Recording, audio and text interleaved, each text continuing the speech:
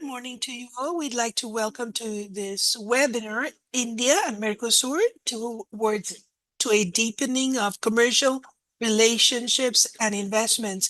We want to remind you that this event has two channels, one in Spanish and one in English, so that you can follow the presentations and the debate in the language of your preference.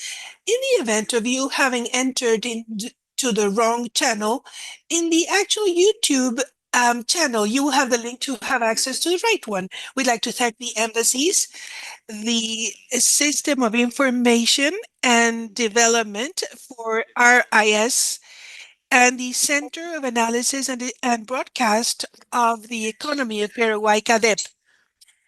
Without further ado, we'd like to give the floor to Professor Sachin Kumar Sharma, Director General of RIS, for his initial remarks. Thank you very much.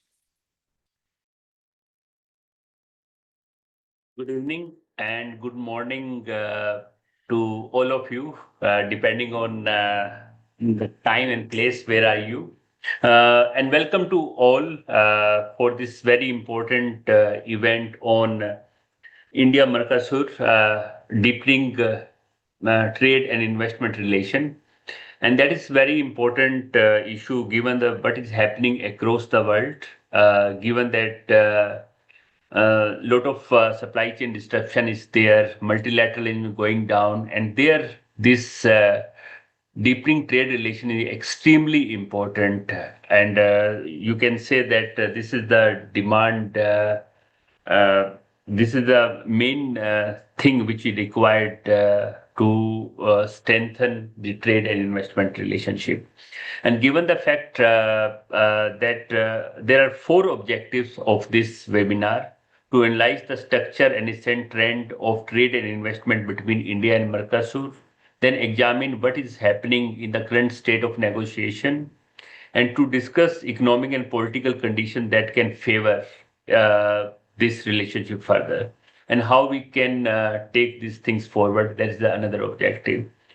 And given the fact that we have very good speakers in the next two sessions, and before that, I would like to thank Professor Fernando Massi, Director CDEP, then Ambassador Excellency Mr. Fleming, and our Indian Ambassador Dr. Piyush Singh. Thank you for this inaugural session. And I will not take much time. I know that it is very tight schedule. But one thing I can say that given the fact within India, from India side, we are nowadays more focused on free trade agreement, given the fact that in recent past, we have signed a lot of FTAs with many countries. And given the fact that how the discussion move, but we are from the RIS, on the behalf of RIS, we are committed to do more research, how to facilitate and deepen the trade relation and investment relation with all of you. And another thing, we also would like to collaborate with you on important research issues. Thank you very much from my side. Thank you.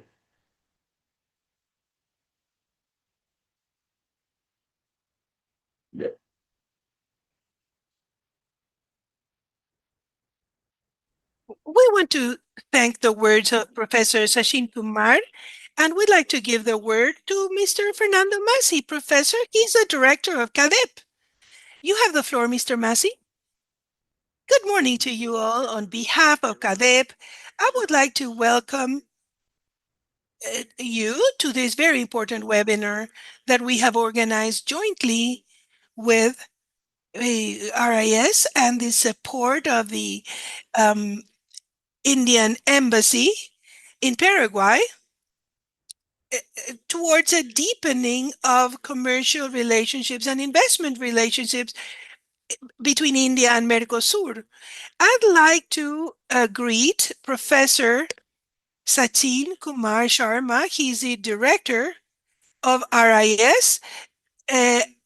Also, I'd like to greet the ambassador of Paraguay in India, who has given us a space for this, who's here for us for this opening ceremony, and of course, the ambassador of India and Paraguay, with which we have been working very intensely towards the success of this webinar. This webinar, I believe, is very timely.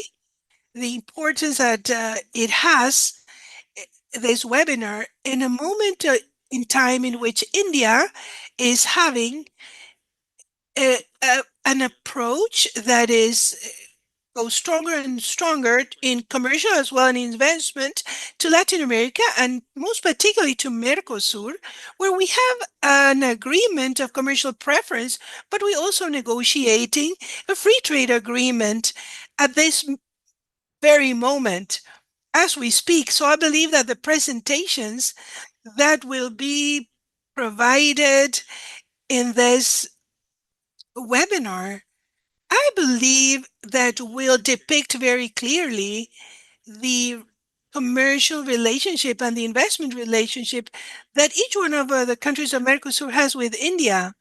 The opportunities that are so many uh, that we need to continue broadening and deepening our relationship, and in what stage negotiations are at this point for the towards a free trade agreement between India and the Mercosur.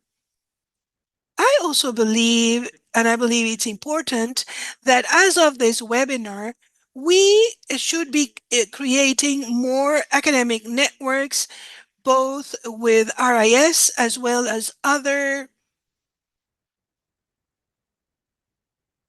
centers, think tanks, so that we can start discussing and we can get their support of this very important opportunity of deepening our relationship with India, both as Mercosur and as Paraguay in particular. So I'm very thankful for this. So that'll be all. Thank you, Dr. Masi. Now I would like to give the floor to Your Excellency, Mr. Fleming Duarte, Ambassador of the Republic of Paraguay in India. You have the floor. Good morning to you all. Good afternoon. I'm not in India at this moment in time. I have come to Paraguay for a very special family occasion. So I want to apologize because I will have to fly towards to the graduation of my son, who has becoming a PhD in economic policy. We're very proud. Very good news for Paraguay too. So, Ambassador, colleagues of India in Asunción, Mr. His Excellency Piyush, friends and colleague Fernando Masi, colleagues of Paraguay, friends, all. I did not want to miss this opportunity to provide a short message, but very relevant, taking into account the enormous potential that towards the economic and strategic future of Paraguay, this has, in other words, the alliance with India, the partnership with India. Before going further, I'd like to congratulate ourselves for the 65th anniversary of diplomatic relations between Paraguay and India that started in 1961. And in the past 10 or 15 years, this relationship has in fact become more dynamic with the visit of the vice president in 2019, the minister of states as well, and colleagues, vice ministers of the Department of Foreign Relations of India. The official visit of the President Peña in year 2025 represents a historic moment to strengthen the connections between our countries. Such as it was said, India has been consolidated as one of the economies that grows the most in the world, 7 to 8%, with more than 1.4 billion inhabitants and a growing um, uh, global influence, particularly in IT, innovation, energy, as well as manufacture. For Paraguay to strengthen this relationship me, means to open new opportunities for trade, investment, and of course, international cooperation. During the visit of President Peña had meetings both with the presidents of India, the prime minister, and very high authorities of the economic sphere, as well as local authorities, such as the Secretary of State of the Ministers of Maharashtra. Fundamentally, more than 100 people. It is with 100 CEOs. It is not normal that a president will meet with the CEOs of companies, but President Peña manifested he wanted to have this type of meeting. So I believe this is a very important moment in the relationship between India and Paraguay. It is in its highest peak, I want to say. And during these conversations, of course, it was, of course, highlighted the mutual interest of expand cooperation in areas such as biotechnology, precision agriculture, energy, IT, pharmaceutical industry, health products, as well as infrastructure. Paraguay also presented its main strengths: clean energy, um, macroeconomic stability, business environment that is favorable, a tax structure that is also very convenient and very simple, the food production to add value to our products, our commodities, and most particularly a strategic place in the heart of Mercosur. In this context, this agreement becomes very important, the one mentioned by Dr. Masi, the FTA by his between India and Mercosur, the free trade agreement. This agreement was signed in the year 2004 and entered into force in 2009. But we have not made much progress in this regard. But it had allowed us to have tariff preferences for about 400 products. Um, in both parts, and currently India and the countries of Mercosur are fostering conversation to expand and deepen this agreement with the main objective to facilitate trade and new investments too. But the path is not easy. For Paraguay, once again, this represents a strategic opportunity. Our country has a large capacity, exporting capacity, for products such as beef products, soybeans, grains, and renewable energy that can respond to the growing demand of the Indian market. The Indian market, just to have an idea, is made up for more than 300 million consumers. That is middle class and high class, and people that are going up in classes. For 2030, it will be of close of 450 to 500 million consumers we're expecting.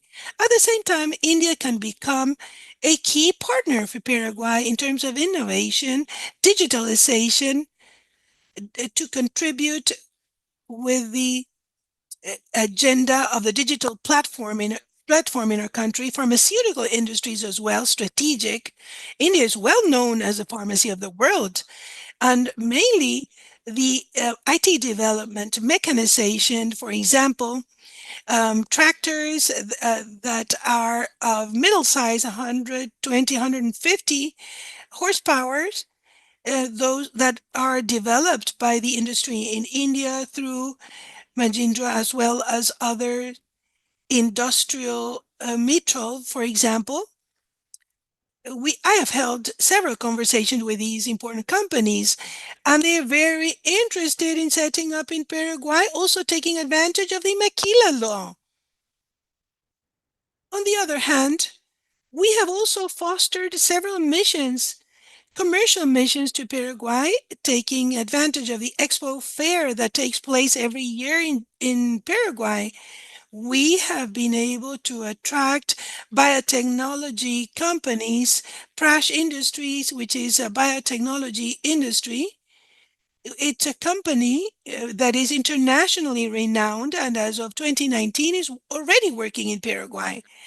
Um, After the visit of President Peña, an agreement was signed with Mercosur, which is a national company that produces biofuel. So the challenge is to produce biofuel that is for aviation purposes to make it sustainable. It has an infinite demand, and we have the platform and the raw material to be able to develop this product.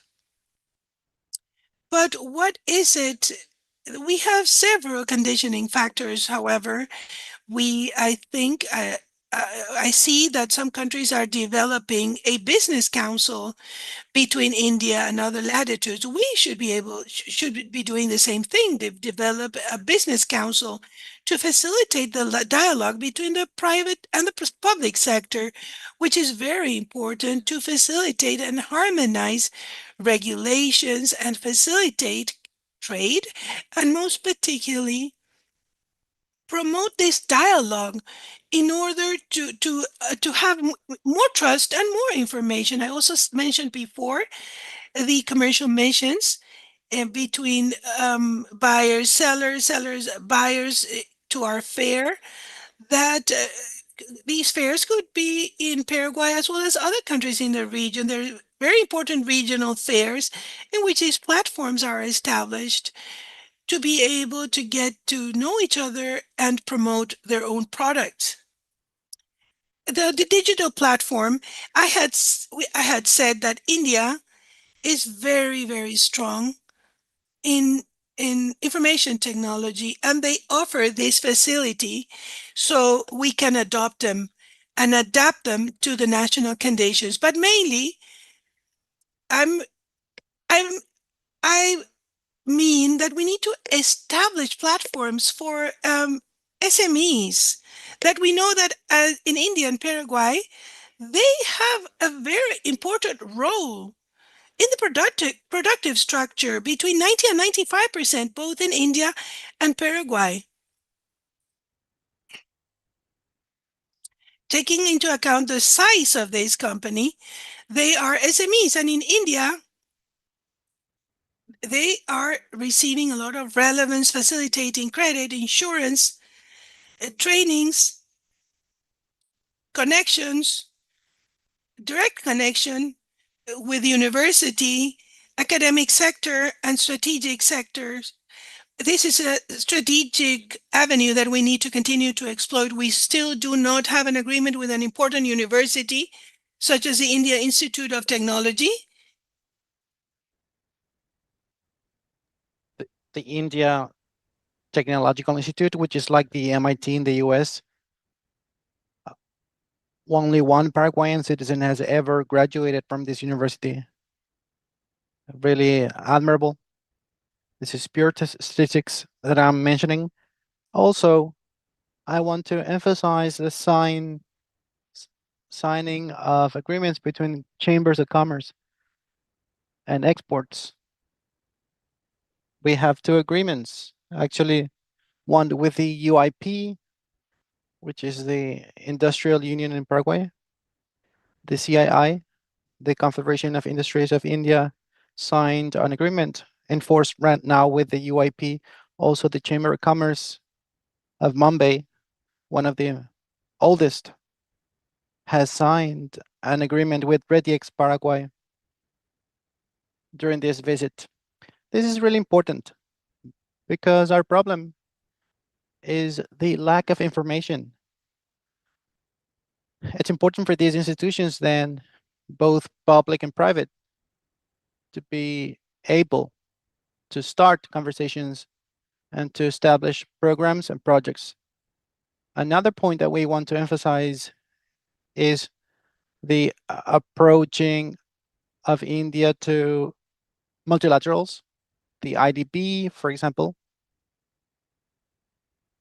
and CAF, which is the Latin American Development Bank. CAF was here in India actually during a business event organized by the Indian Latin American Industry Association. And this should be moved forward. This needs to be consolidated because that's how you remove this lack of information obstacle between this country and the region.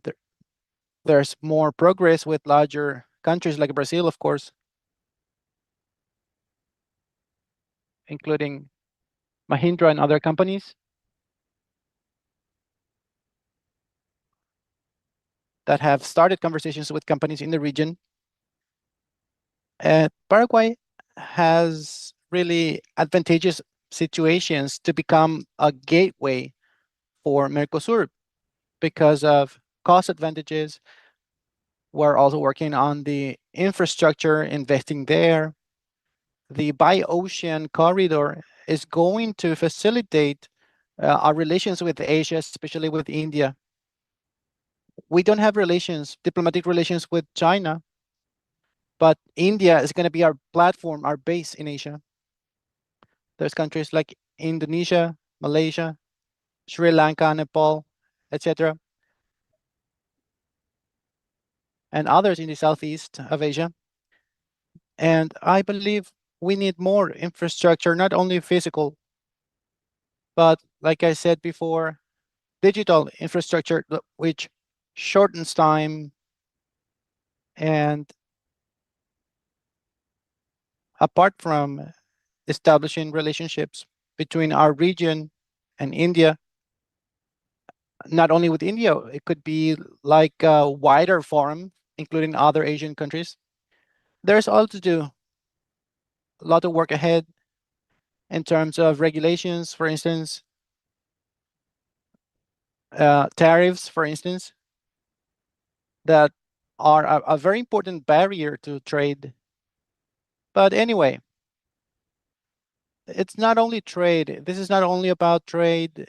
It's these commercial relations can also help strengthen the academic exchange between our countries, creating new opportunities for future generations. Something important to highlight is the opening of the mission of India in Asunción.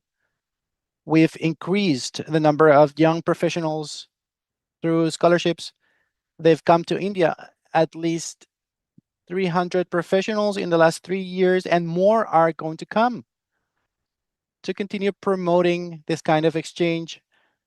Something else not unimportant is language. Language is something that facilitates relationships, understanding, and that's why we're trying to have India send maybe English teachers to the different academic institutions here. The percentage of people that speak English in Paraguay is about 35% only. But we need to make the most of this opportunity. Same for India. Many of my friends there have learned Spanish at the Cervantes Institute.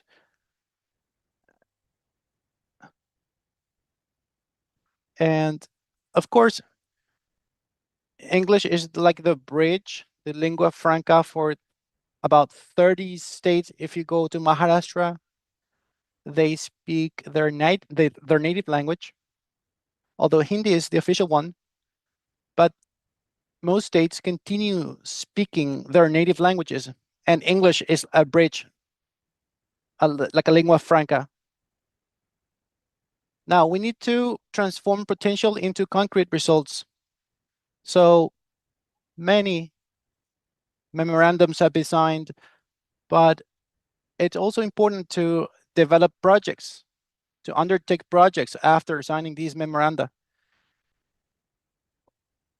We also have solar energy, well, although we have a lot of energy coming from hydropower, we need to look for other alternatives as well, like solar, especially in the Chaco region.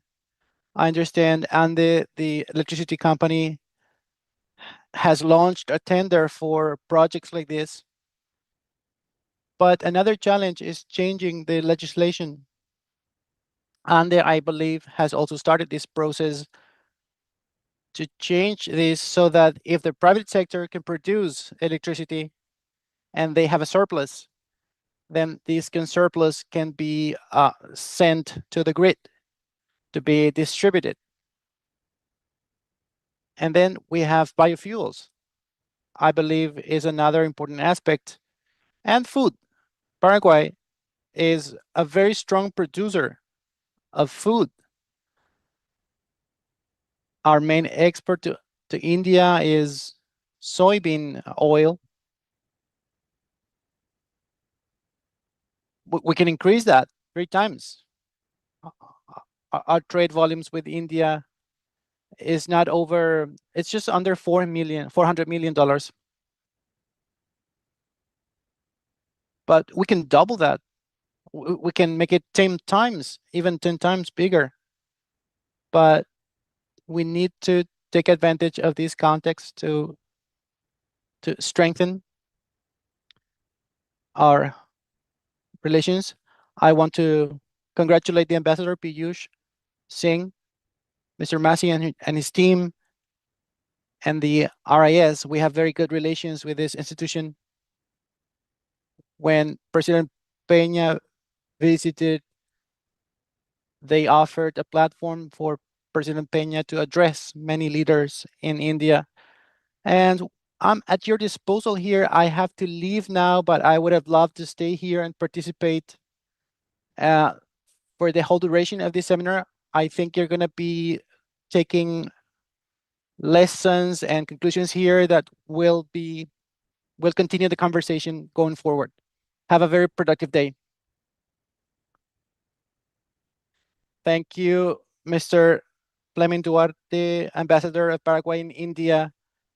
On behalf of the forum, we want to congratulate you on the academic achievements of your family member.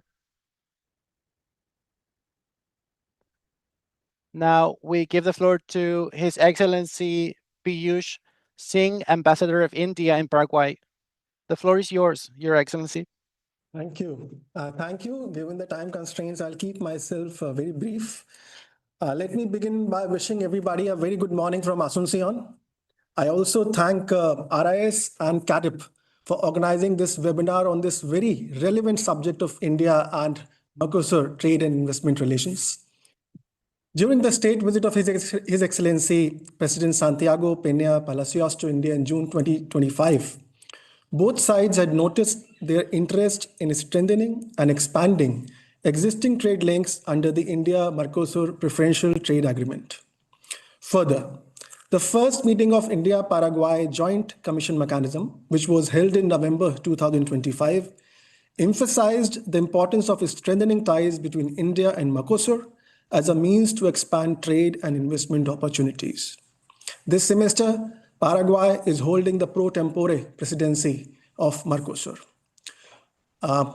Dear friends, in my opinion, the value of this webinar, which is being held today, lies in bringing together the views and assessments of track 2 experts on this very pertinent subject.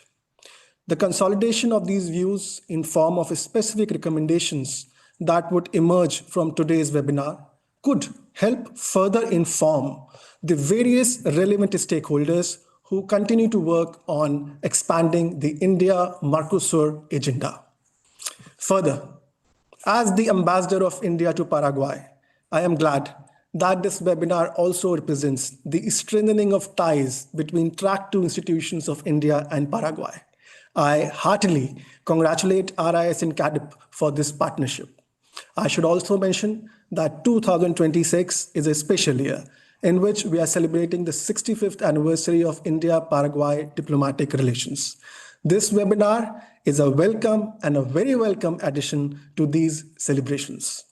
On my behalf, I welcome the moderators and speakers for this webinar, Professor Sachin Kumar Sharma, Director General RIS, Professor Fernando Masi, Director CADEP, Professor Manuel Gonzalo from Argentina, Dr. Renato Bauman from Brazil, Dr. Ignacio Bartisaghi from Uruguay, Professor Belen Sirvin from Paraguay, Professor Fernando Ribeiro from Brazil, and Dr. Pankaj Vashish from India. I also thank Ambassador of Paraguay, His Excellency Mr. Fleming Duarte, for his participation despite his very important family obligations. Your idea of establishing India-Paraguay Business Council is very interesting and we should work on it. With those words, I look forward to fruitful discussions during the webinar, as well as specific recommendations emerging from it towards deepening of trade and investment relations between India and Mercosur. Thank you. Muchas gracias.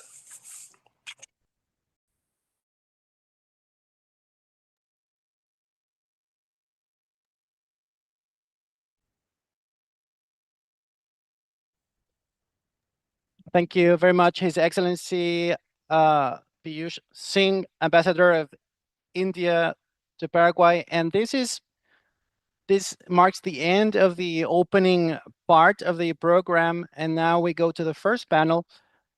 But before that, I want to reiterate that this webinar has two language channels, one being English and the other Spanish, for you to follow the conversations, the debate in your language of preference. In the YouTube channel, if you joined incorrectly, if you clicked on the wrong language in the YouTube chat, you can find the link to the right language. Having said this, we thank the speakers or the persons that gave us their welcoming remarks, and we open the first panel, Trade and Investment between Mercosur countries and India, Recent Balances and Opportunities. The first panel will be moderated by Professor Sachin Kumar Sharma, specialist in trade policy with experience of over 30 years. He's a doctor in economy from the University of Jawaharlal Nehru, and he's currently serving as Director General of the RIS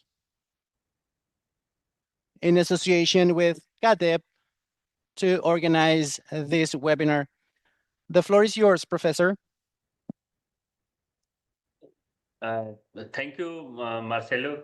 Thanks a lot for giving the introduction, and also a special thank to Ambassador Remark, Excellency Fleming, and also Dr. Piyush Singh for highlighting the importance of this webinar. And both have mentioned that there are a lot of potentials and that we can capitalize on each other, we can leverage on each other, and how to move ahead. There are a lot of scopes are there. And in this session, this specific session which I am moderating it is all about trade and investment between Mercosur countries and India, recent balance and potential opportunity. In this session, what we are going to discuss about what are these specific opportunity, and even there are existing opportunity, why we are not able to capitalize on those things. What are the challenges? What are the issues are there? What are the tariff, non-tariff, or any other regulatory measures? Maybe the exporters are facing or the investor are facing. So looking forward for this specific session, we have four presentation from Professor Manuel from Argentina, Professor Dr. Renato from Brazil, Dr. Ignacia from Uruguay, and Professor Belen from Paraguay. Uh, Before joining as a Director General RIS, I was into the WTO negotiation, and I was there keep interacting with all the Mercosur countries on the trade issues at the WTO, at the multilateral level. And yes, in some time, the bilateral level also, I keep discussing these some of the things. And here, let's go one by one. I request Professor Manuel from Argentina, please present your views and be specific. And you have 12 minutes so that we should get some specific recommendation how to move forward. How you see this India and Argentina relation? What are the challenges are there? How we can cooperate between these two countries? This is the one thing, and also how to take the research forward. Looking forward to your insights. Professor Manuel, over to you.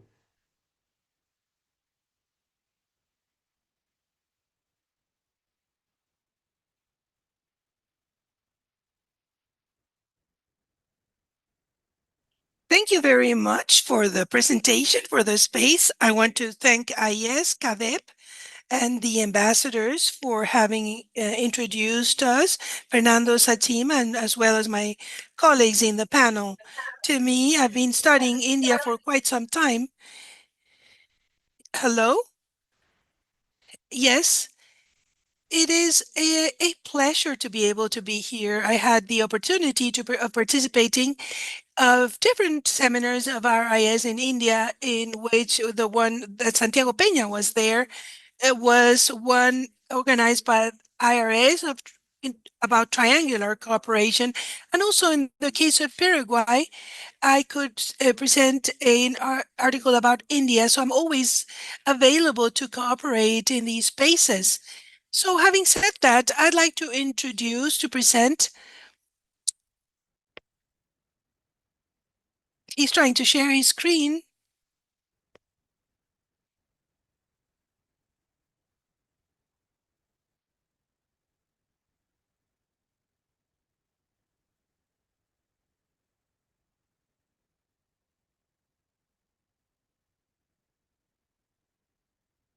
Can you see my presentation?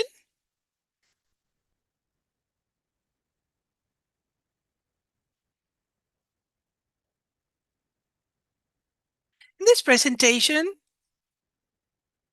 the relation India-Argentina will be discussed with an emphasis in commerce, some about the companies India and Argentina set up in both countries, and perspectives in the Mercosur framework. So the proposal is that very briefly discuss the moment in which the relationship between India, Latin America, and Mercosur, commercial relation between India and Argentina. And something that I want to highlight is the regional structure of trade between Argentina and India. In other words, where do exports of Argentina come?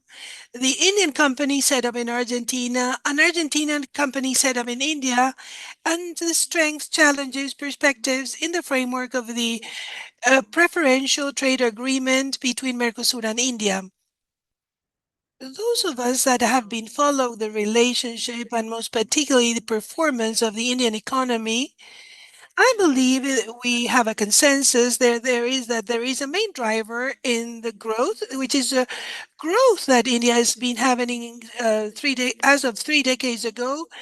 Um, uh, I think he said 7 to 8% um, growth per year. In this context, we see that in the last decade, there is higher visibility of Latin America in the Indian diplomacy. For example, in the Ministry of Foreign Relationships of India, there's a specific area that is now geared towards Latin America.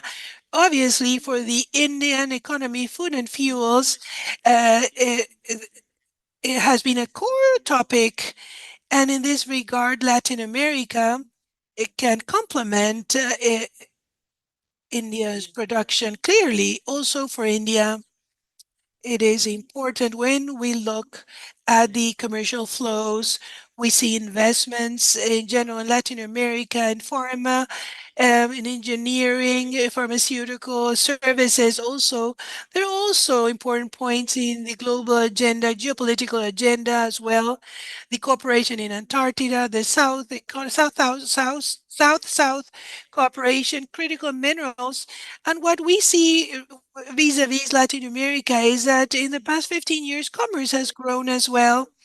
And high-level visits have taken place to the Southern Cone, Dayankar in Argentina, Brazil, but also Paraguay before the summit of BRICS in Rio de Janeiro. He traveled through Argentina too. So we have had in the past 5 years different high-level visits of India to the Southern Cone and also from the Southern Cone to India, such as it was the case of Santiago Peña. Embassies have been opened in Paraguay as well as the one they've decided to open up an embassy in Uruguay as well. There's higher visibility of India in the business world of Latin America. So, in effect, the strength that India has in terms of the Ayush and their soft power is very strong, and most particularly going to our conversation, we as a background, we have the BRICS Plus as a platform in which India has a very important role, and the TLCs that are in under negotiation both from the Pacific area, Chile and Peru, as well as Mercosur. FTAs, that is, he gave the acronym in Spanish. Now, this is a progress of India and Mercosur trade relationship. It was published in the journal of RIS. If we look at the structure of trade, this is information of 2020, 2023, Mercosur with India. Clearly, Brazil is a country that has a higher commercial flow. And if we add exports and imports, we're talking of about $20 billion about our, like I said, Brazil would be the main commercial partner, trade partner. Second would be Argentina, and Uruguay and Paraguay will follow. Now, about Argentina, perhaps one of the information, the main information is that we see an important surplus with India, uh, that is taking into account Brazil, Uruguay, and Paraguay too, which trade is deficit. If we look at the trade structure, Argentina exports mainly soybean oil and seed oils, fuel. We import fuel, chemical products, and vehicles. I will allow my colleagues to discuss their own countries. Of course, if we look at the trade between India and Argentina, we see that it's been growing and it's had a peak in year 2022 in which the imports and exports have reached 6 billion and USD. This is information up to 2023. I'll show you more current information soon. So trade has been growing with a greater participation of the Argentinian exports. In this regard, if we look uh, if we look at the exports of Argentina to India, Recording in progress. Information of 2025, we see that basically soybean oil, that is the raw, is 68% of the exports. That is sunflower oil, 15%. So more than 80% of our exports are vegetable oils. Vegetable oils. We Recording also stopped. have gold, export gold to India, and then oil, crude oil, and others. So, so our exports are very concentrated in uh, seed oils, some crude oil, and this is a structure of the exports of Argentina to India. If we zoom in, uh, if we want to go to agro industry, the Argentinian exports within the imports of India, we see that in soybean oil, the exports in Argentina represent 50% of uh, of the exports of soybean in India, other derivatives 49%, and in the case of malting barley, 46%. So in these three line items, the participation of Argentinian exports are more than 40% of their total imports. So these are products that are relevant for the import basket of India. In terms of the imports that Argentina does from India, we see that the structure of imports is very different to that of the exports. In what sense? That the import structure is much more fragmented. So we have 1 million, 2 million, $3 million of different items. So if we want to look at the product that we are mostly importing today from India, we see that is mainly that our motorbikes of different number of cylinders, that is gas oil, 7.8%, between motorbikes and gas oil, 15%. And also we have the chemical compounds, which I believe it's one of the relevant imports as well, diesel engines, machinery for distribution of banknotes, tires for agriculture machinery. Now, all of this with a share that is much smaller in terms of its participation in trade, 2%, 1%. And with regard to the relevance of India in the exports of Argentina, this is information of this year, as March 2026, the source of INDEC, the Statistic Institute of Argentina. We see that India represents approximately 6.3% of Argentinian exports. That is after Chile and 1 point China. So we're talking of the fifth trade partner in terms of exports for Argentina. India is our fifth trade partner for Argentina. That is a country that needs US dollars, and that the need of US dollars is very relevant at all times. You can imagine that our fifth trade partner is extremely important for a whole country. So, summarizing trade between both countries,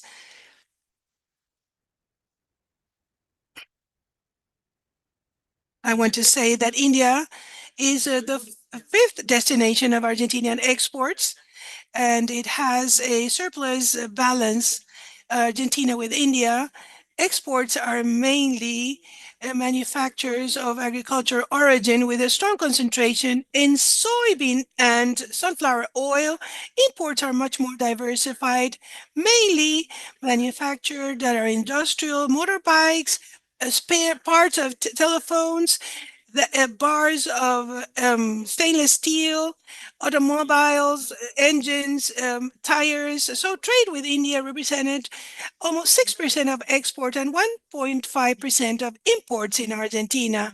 And the exports are also concentrated in very small actors. However, imports are more diversified. Now I would like to zoom into the regions that of Argentina that export to India. If we look at the structure of the exports of Argentina divided by regions, we will see that the main export region is the Pampa region, with these year on year 62 billion US dollars, 70% of the exports. We also have Patagonia and Northeast and Cuyo. This is in general terms. But I'd like to zoom in as to which provinces in Argentina exports to India. And we will see that there are three Argentinian provinces that are part of the central Pampa region that contribute almost 80% of export to India: Santa Fe, Buenos Aires, and Córdoba. These three provinces inserted in the Pampa region, as well as San Juan, that that is related to minery and gold that Argentina exports to India. And in effect, in particular, India represents 7.4% of the exports of the Pampa region. In this regard, India is a third uh, uh, destination in terms of importance of the Pampa region, and we're talking of mainly Buenos Aires, Santa Fe, and Córdoba. So we see here the exports, mainly uh, uh, sunflower and soybeans oil to India. But exports of the region of Cuyo are significant too. India represents 50% of the exports of Cuyo region, mainly gold, the province of San Juan, and it's the second destination of Professor Manuel, Cuyo. sorry to disturb you, but can you wrap it up in 2 minutes? Already 12 minutes spent. So, yes.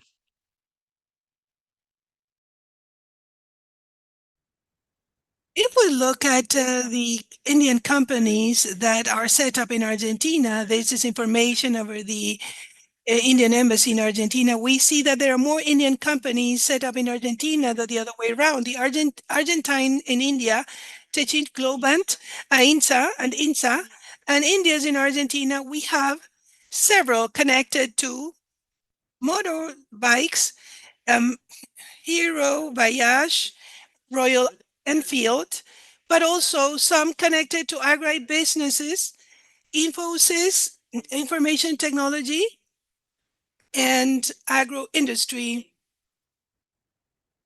So, to wrap up and conclude, strengths and challenges with regard to economic relationship. Although there is a vast distance and logistic costs, the growth of the trade flow is very important.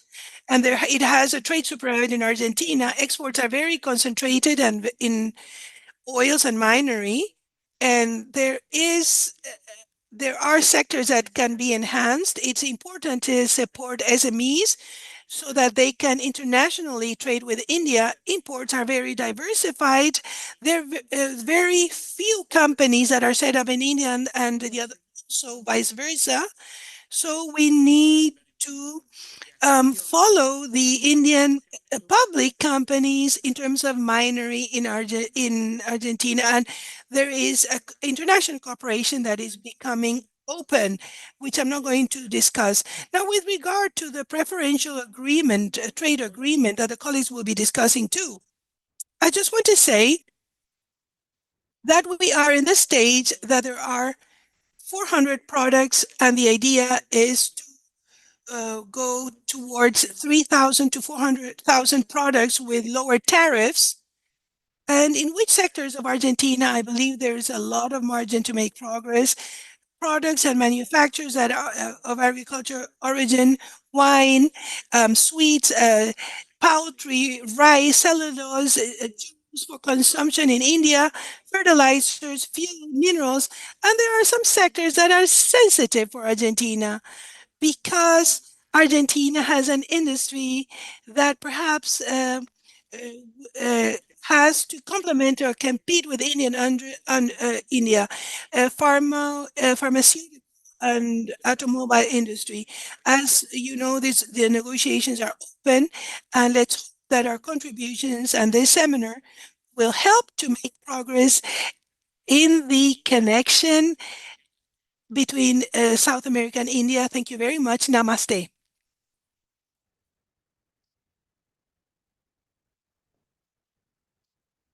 Thank you, Professor Manuel. It's a really fantastic presentation, and you highlighted a lot of points for deepening the relationship on the issue of trade and investment. You have highlighted the composition of export and import between India and Argentina, the challenges which are there, and especially highlighting that how the agriculture and some of the manufacturing sector they also have a lot of potential furthermore.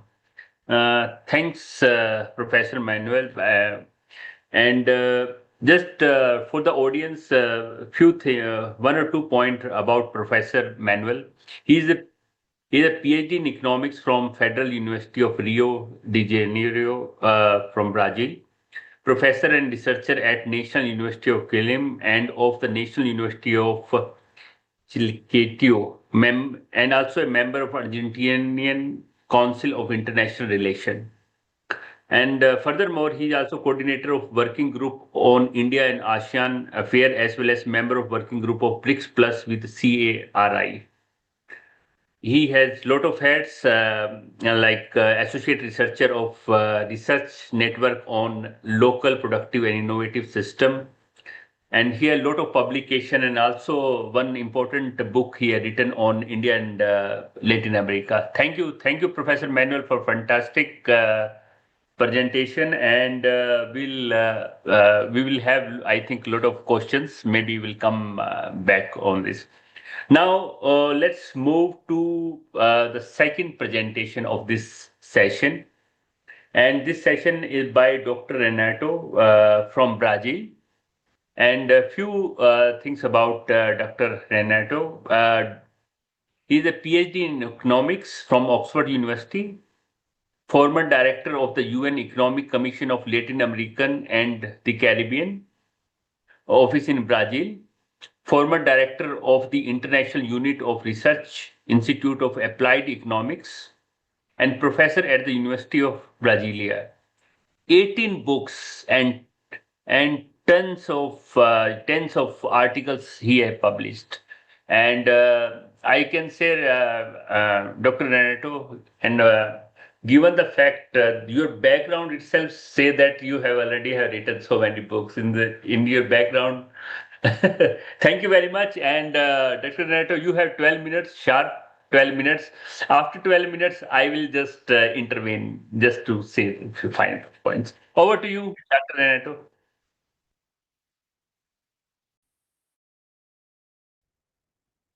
Good morning or afternoon, evening, wherever you are. Thanks for the invitation for participating in this event at, at a time particularly important in the relations between our countries. I'm going to be sharing with you my presentation, and can you see it? Yes. So I'm going to give you an overview of the relationship between Brazil and India, and see how we can move forward. Starting by a brief comparative overview of the two economies. How do they compare? India's GDP is almost twice the Brazilian GDP in constant values. Of course, the population is 7 times the Brazilian population. So these are two very distinct economies. In terms of relative weight of the industrial sector, the weight of the industry, total industry, mining, construction, transformation, etc. The GDP in India, this is a larger portion than in Brazil. Also, the value produced by the industry in India and the global number is much higher. It's almost 4 times higher. On the right, you see the imports of goods and services over GDP, 18% for India and 13% for Brazil, which is really closely related to participation in value chains in the total exports of India, 18%. In Brazil, this is not much over 10%. But there are huge differences in their international economic relations. Like almost half of the exported value of India, the total value, is in services. But in Brazil, this is not more than 12%. But even in spite of all these differences, the Brazilian economy attracts a much larger volume of foreign direct investment, 61 billion US dollars in 2024 versus 44 billion attracted by India. This reflects a characteristic of the Brazilian economy. It's much more open to capital flows than to the movement of goods. Now, what can we say about bilateral trade? It's just like in Argentina. It's like a north-south type relationship. What I mean is these are the 10 main exports of India to Brazil in 2025. These are clearly industrialized products, but an additional characteristic, these 10 products represent not more than 1/3 of everything that India exported to Brazil in 2025. It's only 33%. However, Brazilian exports to India for the same year have a strong component of agriculture, mining, just like in the Argentinian case. But the additional characteristic here is that these 10 products represent 82% of total Brazilian exports to India. So not only this is like almost like a north-south relationship, but we have very concentrated exports on the Brazilian side and very diversified on the Indian side. India services that India exports to Brazil include software, telecommunications, IT, business processes, pharmaceutical research, industrial engineering, while Brazil exports professional services, transportation, logistics services, uh, tourism, and cultural services. So even in the services structure, there's a relationship there that's really close to the fact that industrialization in India is much more intense, much more advanced compared to the Brazilian case. Well, I have to mention the Mercosur agreement because it's been mentioned many times by the ambassadors, by Manuel. But I would highlight the fact that the 450 products traded are nothing compared to the 10,000 products traded. This gives you like a relative idea of the importance. Of course, there's a negotiation in process, etc. But we should also consider not only the 30 something uh, items in the current agreements. This should be expanded to include services, uh, investment policies in strategic sectors, especially. Why would it be interesting for the two countries to intensify the relationships? For Brazil, Brazil has to consider that India is seen as by many analysts as one of the main like world economies. This means an obvious opportunity to diversify the market for their own products, for their own exports, but it also provides access to technology that are of the interest of emerging economies for production complementarity. For India, this relationship means more presence in Brazil, which would facilitate access to the wider Latin American market. Of course, it would also increase the security in terms of access to food, energy, and critical minerals, access to agricultural technology, and expertise with biotechnology and tropical diseases.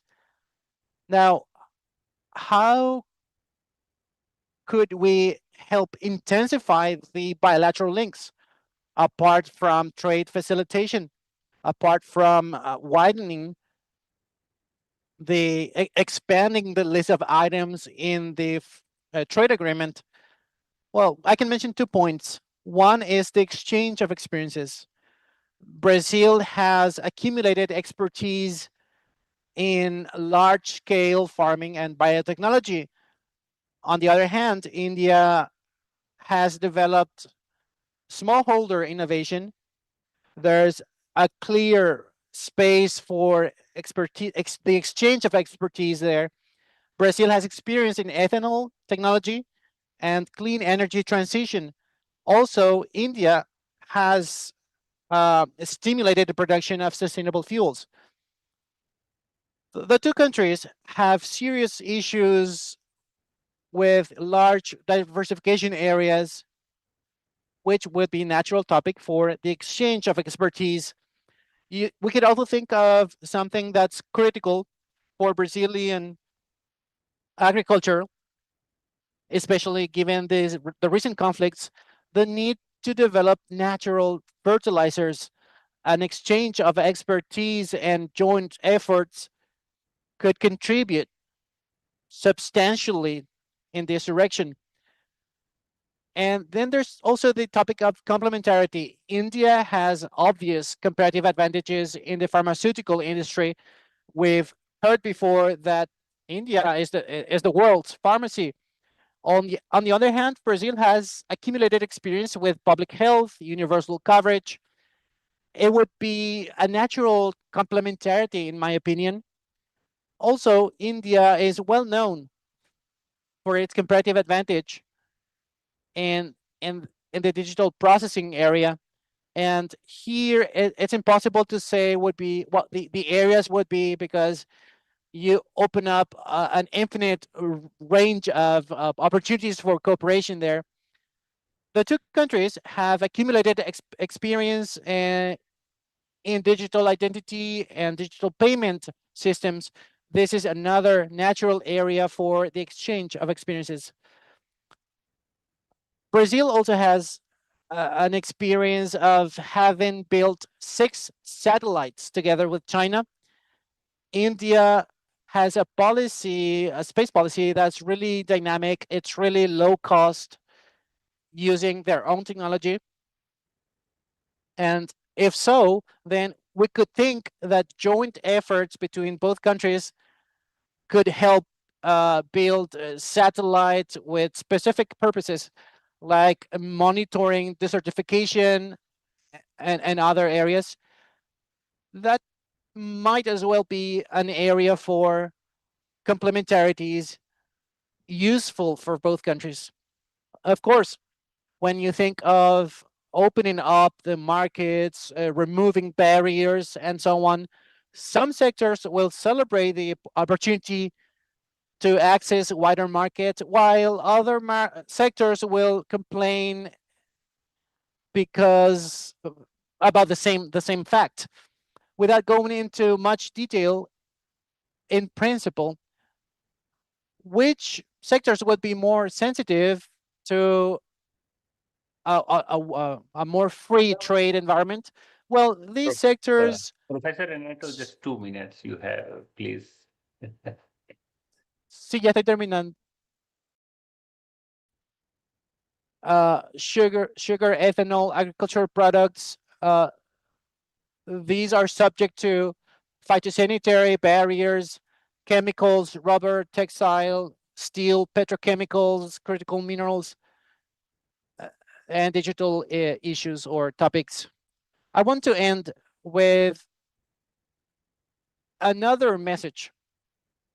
that both countries are members of the same groups, BRICS, IPSA, G20, etc. So there's a potential there for joint action. And let me give you an example. India and Mercosur have recently signed agreements with the European Union. The EU is known for being like a like a source of barriers. So coordinating efforts to build joint positions, negotiation positions, could be really helpful for both countries in this sense. Thank you very much. Thank you, Professor Renato, and it's a really excellent presentation. And what you have highlight about Indian economy and Brazil and the kind of complementaries we have, and in terms of this, a fantastic. This is one thing that you have more FDI is coming in Brazil. This is the one point. Yes, the agriculture export mainly from the Brazil to India is the one of the you can say your Brazil export to India is more concentrated than in vice versa, whereas India's export are diversified. And the last thing you have mentioned rightly that yes, we have trade agreement with the EU and Mercosur also have. And the EU is famous for its green protectionism, the EU deforestation regulation, and these other things. And at the WTO, India and Brazil keep raising a lot of questions in Committee on Agriculture on these issues. On this, we are together that we are facing the challenges in terms of the trade. And thank you very much. Now we move to next presentation. Next presentation is Dr. Ignacia from Uruguay. Uh, if I go by the timeline, we should have finished our this session by this time. But yes, we are bit not bit, but yes, we are not tracking the time. Uh, I now invite Dr. Ignacia from Uruguay for his presentation. Few words about Dr. Ignacia. He's a postdoc in economic integration and doctor in international relation and masters in integration and international trade. He is also a senior researcher and professor of the School of International Business and Integration of the Catholic University of Uruguay, Dean of the School of Business Administration of the Catholic University. He is a visiting professor at universities of Spain, Argentina, Paraguay, Peru, Colombia, India, China, and he was also the director of integration and international trade of Chamber of Industry of Uruguay. It's a really impressive CV, Dr. Ignacio. Over to you. And, and Dr. Ignacio, sorry, I'm making intervention. Please be precise. We are running a bit late. Okay, thank you. Thank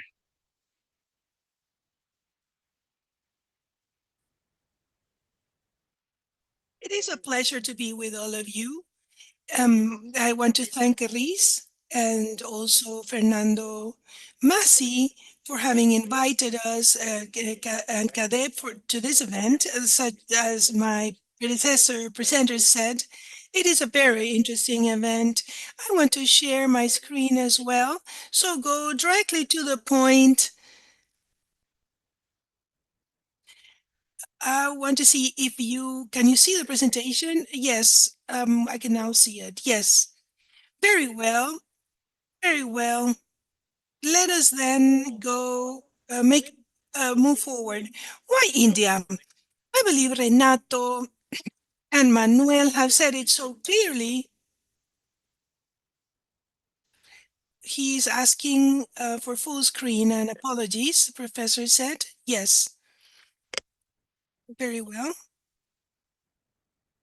Why India? You all know this, which is what's happening with India's population.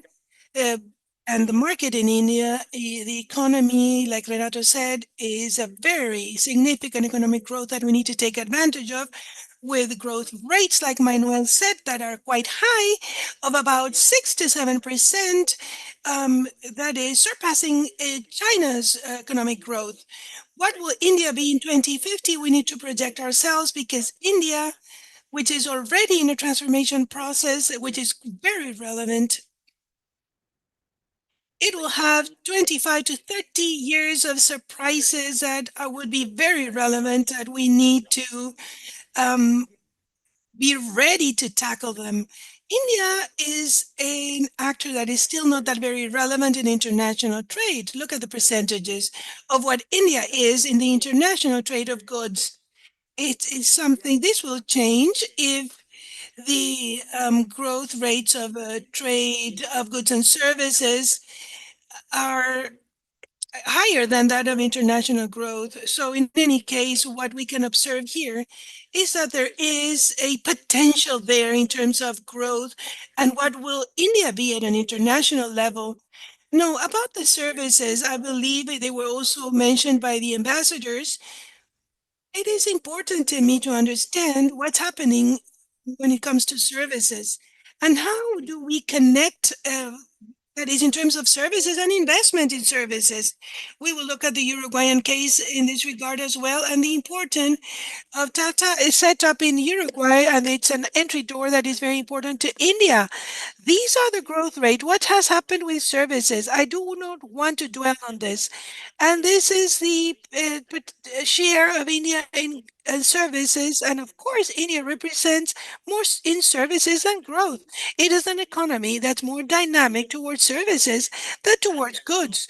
There are, of course, some interesting subsectors of services in Mercosur, that I want to insist that this is a sector that is very not studied as much as it needs to be. As all experts know, we have statistic limitations to study it deeply. But in any case, we need to understand how to move forward, and recognize and understand the connection between India and Mercosur also in services. Now, India and Latin America, just I just want to say that trade is very low. It is very low if we compare the with the U.S. and Europe and China. So there is such an important potential on India that has become awake in international trade, and also in its relation with Latin America.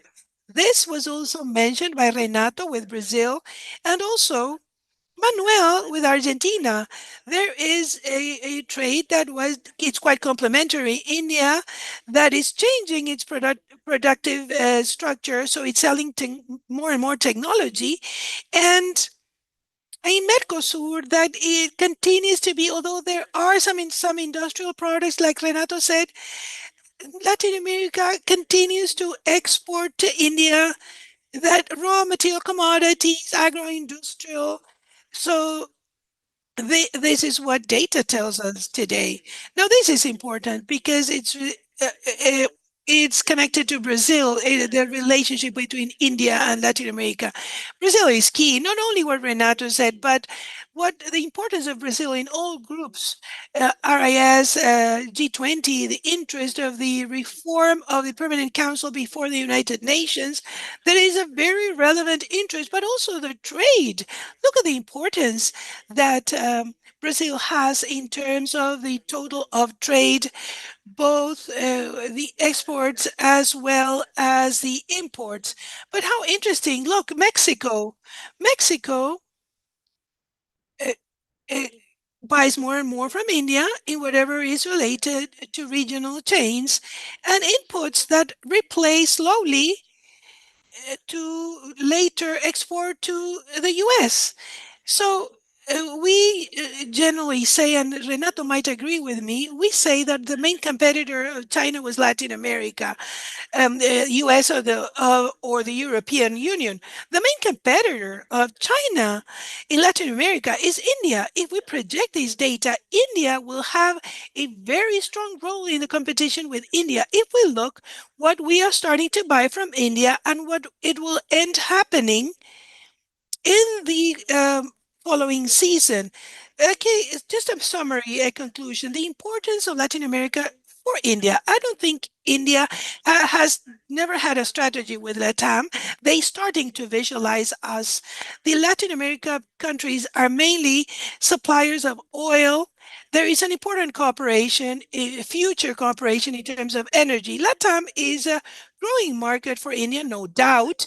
Agriculture cooperation is low, but I'm sure is key for food security with players such as Brazil, Argentina, Uruguay, and Paraguay. Agriculture, we should be operating much more. LATAM also supplies critical minerals to India, and I believe there are spaces that are not used by India. For example, India is absent in ECLAC, Aladi development banks of the region. India that is absent of the trade blocks, commercial blocks, and sub-regional groups. I believe that India should become more present in the region. This is something that I believe needs to happen, and it's starting to change. The importance of India to LATAM, of course, I think it's focused mainly in Brazil. Brazil is the one that generated this preference agreement that is so significant. It's a very significant agreement that has cooperated to trade 300 products. And some of those products were in zero. For example, in Uruguay, we're only taking advantage in one single product. It's like not having a trade agreement. And with all due respect, we really need to improve our agreement. Brazil is fostering this relationship. Brazil does have joint strategic investment, joint ventures that are very interesting. I believe that we need to give steady steps in political will of Mercosur towards India. India is an alternative supplier of many products that are being questioned by the US and the European Union. India has a role in the international context, which is interesting to have a political commercial place and the fixed commercial agreement that we need to improve and at least have to improve it at a Chilean level. We are very far from Chile yet, and we have lots of expectations as to what happens with Peru. Because if we look at the agreements that India has signed in the past year, particularly with the European Union, recently there is a change of India in its position. Now, about Uruguay in particular, what's the situation with Uruguay? Here is a framework agreement. Renato has shared about this, Manuel too. It is being said that we're close to open negotiations. Well, in the past meeting, India was not even mentioned. So we are saying that it's there, but it's not really there. We need to foster it, and particularly Paraguay and Uruguay, I believe, have an important role because for Brazil, it's going to be quite difficult to open his relationship with India. They still have sectors that can be damaged, and they made a lot of effort with the European Union. Forget Lula, forget the president. I believe that the Brazilian structure does not allow it to become more open. Paraguay and Uruguay, of course, could do it. Now, the bilateral trade between Mercosur and India, it's similar, but trade between Mercosur and India is concentrated in very few products and is very low for a market that is 1.4 billion inhabitants. Very extremely low with very few products. Look at the products we export. This is information provided by India.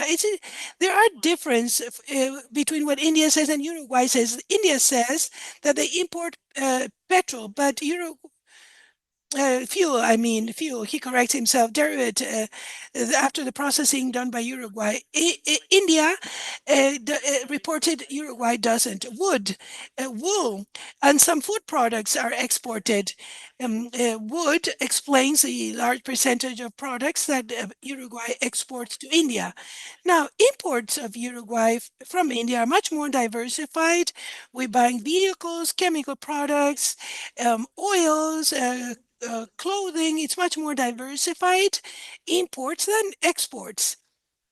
So we have here what's reported by Uruguay. There is a difference to that reported by India. That it's explained by fuel. And this is my last slide, or these are the Uruguayan companies that operate with India. So I want to say in 2025, only 20 companies operated with India. more than $50,000. Look at the amount. That's nothing for an operation. However, 20 companies. Now, the import companies, of course, are growing. There's more than 300. So we would need to study what's happening there. But I mean, with the potential that we have to export food, it is amazing to see such small figures. And I'm closing with this. I believe it's needed to deepen the Mercosur-India agreement, at least have it at the level of Chile. Although we have expectations as to what's happening with Peru, the change with the European Union, we should not rule out bilaterality. Perhaps Paraguay and Uruguay can establish bilateral relationship and make more progress. Maybe Brazil cannot do that. Mercosur and India agreement has not had impact in none of our countries in the bilateral agreement. It's a more of a symbolic agreement related with interest in Brazil at the time. Mercosur does not have a strategy with India beyond its connection with Brazil. We expect a greater approach of India towards Mercosur through a LARI, a CLAC. We need to help India to get closer to Mercosur. And regarding Uruguay, what do I see? I see that we have the urgent need of deepen trade with India.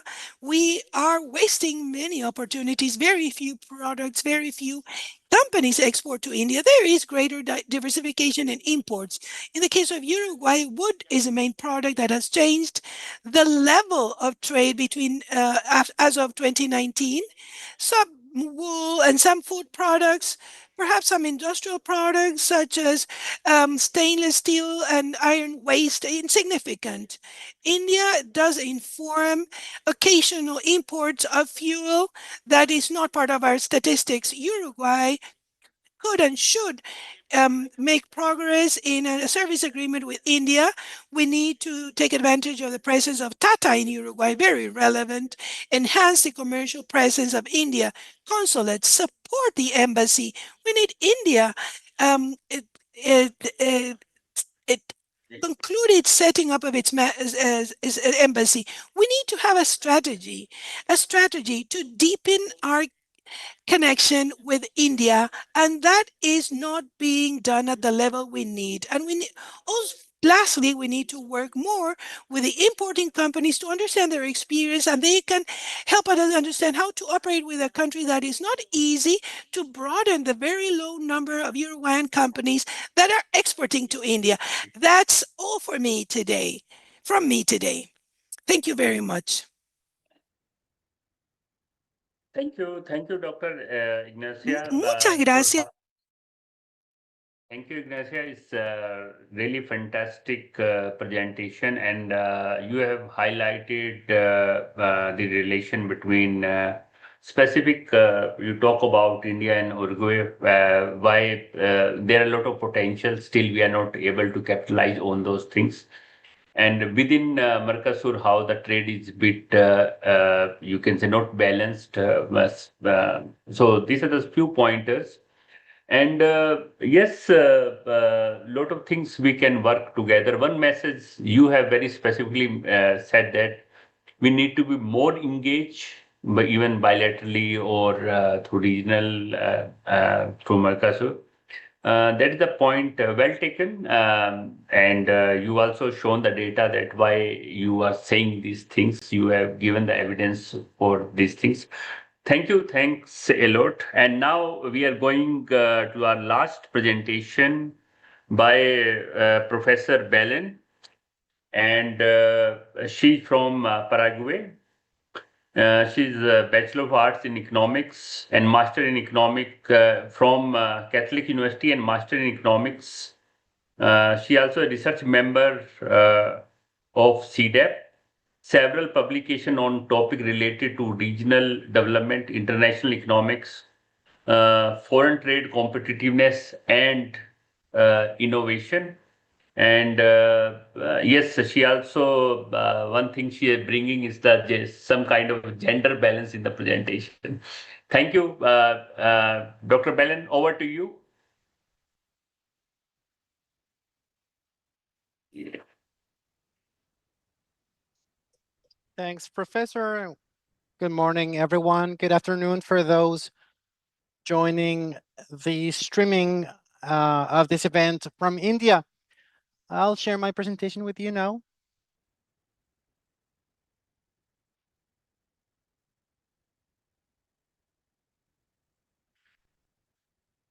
In this presentation, I'll be covering trade and investment between Paraguay and India, with an emphasis on the main. Ms. Perrin, can you do the full screen of your presentation, and also can you wrap it up in 10 minutes just for the next session? Thank you.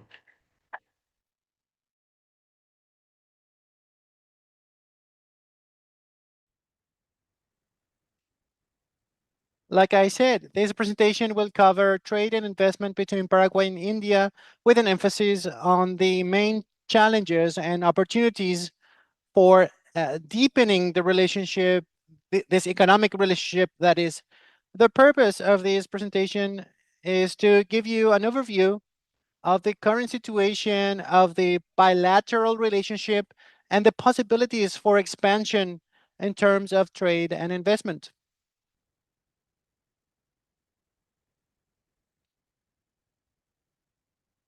Now, as to the content or the context, we need to say that India has consolidated as a rapid growing, fast growing economy, world economy, and it's more and more present in Latin America. The trade between Mercosur and India has also expanded from the 2000s in the context of the current preference agreement in force since 2009. It's important to highlight that both trade and investment from India in the region continues to concentrate in Brazil, and to a lesser extent in Argentina. So in this context, Paraguay still sees a very small relationship with a potential for export expansion and also for investment attraction. Now, where do we stand today?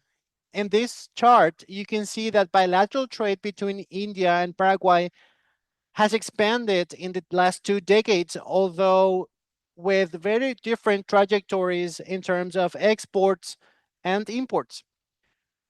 Exports of Paraguay show an important growth for some periods, especially since the year 2014, but also a more unstable evolution with a sharp drop in 2024. However, imports from India show a more steady growth trajectory, with a clearly higher level than Paraguayan exports in 2024. On the other hand, Paraguayan exports are more concentrated in very few products, while imports from India show a more diversified base. In summary, bilateral trade between India and Paraguay has expanded, but with a more dynamic behavior on the import side than on the export side. In terms of the exchange profile, you can see we can see a very important asymmetry here. On the one hand, Paraguay exports to India are highly concentrated in soybean oil, which represented on average 93% of shipments between 2004 and 2024. Also, the growth of exports was slower in the last years, with a drop in 2024. On the other hand, imports from India shows a much more diversified structure, with products like plastics, vehicles, fuel, machinery predominating. And these exports grew almost 40 times between 2004 and 2024. In general terms, Paraguay exports a very reduced and concentrated basket, while India exports high technology. In terms of trade opportunities, you can see we can see a margin room for expanding exports of Paraguayan products that are already present in the market, like soybean oil, metals, metal waste, and agrochemical supplies. We can also see opportunities for products that are not very developed yet, like soya beans, sesame, paper, cardboard, and others. To classify the export opportunities, the ITC uses a model that assesses the supply, the demand, the bilateral relations between the economies, the GDP growth, population, and others. At this point, the idea here is Paraguay cannot not only can expand their exports, but also while diversifying their export offer. From the other point of view, India has become a very relevant supplier for Paraguay in terms of industrial manufacturers, although there's still room for more expansion into several sectors. The products with the most potential include mobile phones, agrochemicals, motorcycles, organic chemicals, tires for buses, trucks, and pharmaceutical products. So this means that there's still room for deepening this insertion in different industrial sectors, including technology. Now, in terms of direct foreign investment, the presence of India in Latin America is still very reduced or very minimal. In the case of Mercosur, accumulated numbers between 2015 and 2024 added up only to 796 million, with Brazil concentrating, capturing almost 99% of those investments. Paraguay received only 0.9 million and with a stock of $3.4 million in 2024. Therefore, the most important message here is that Paraguay still does not significantly participate in Indian participation into the bloc. But in spite of this low participation in terms of investments, we can identify several areas for potential for attracting Indian investments in Paraguay, including manufacturing for exports to Mercosur, renewable energies, especially solar and biofuel, pharmaceuticals, and distribution hubs and logistics and infrastructure projects. So in these areas, Paraguay can be seen not only as an internal market, but as a logistic production hub with a regional projection. In terms of the challenges, we see many of them. The deepening of the economic relationship. We have logistics and infrastructure costs, the dependency on the waterways, the port infrastructure limitations, also trade and customs facilitation.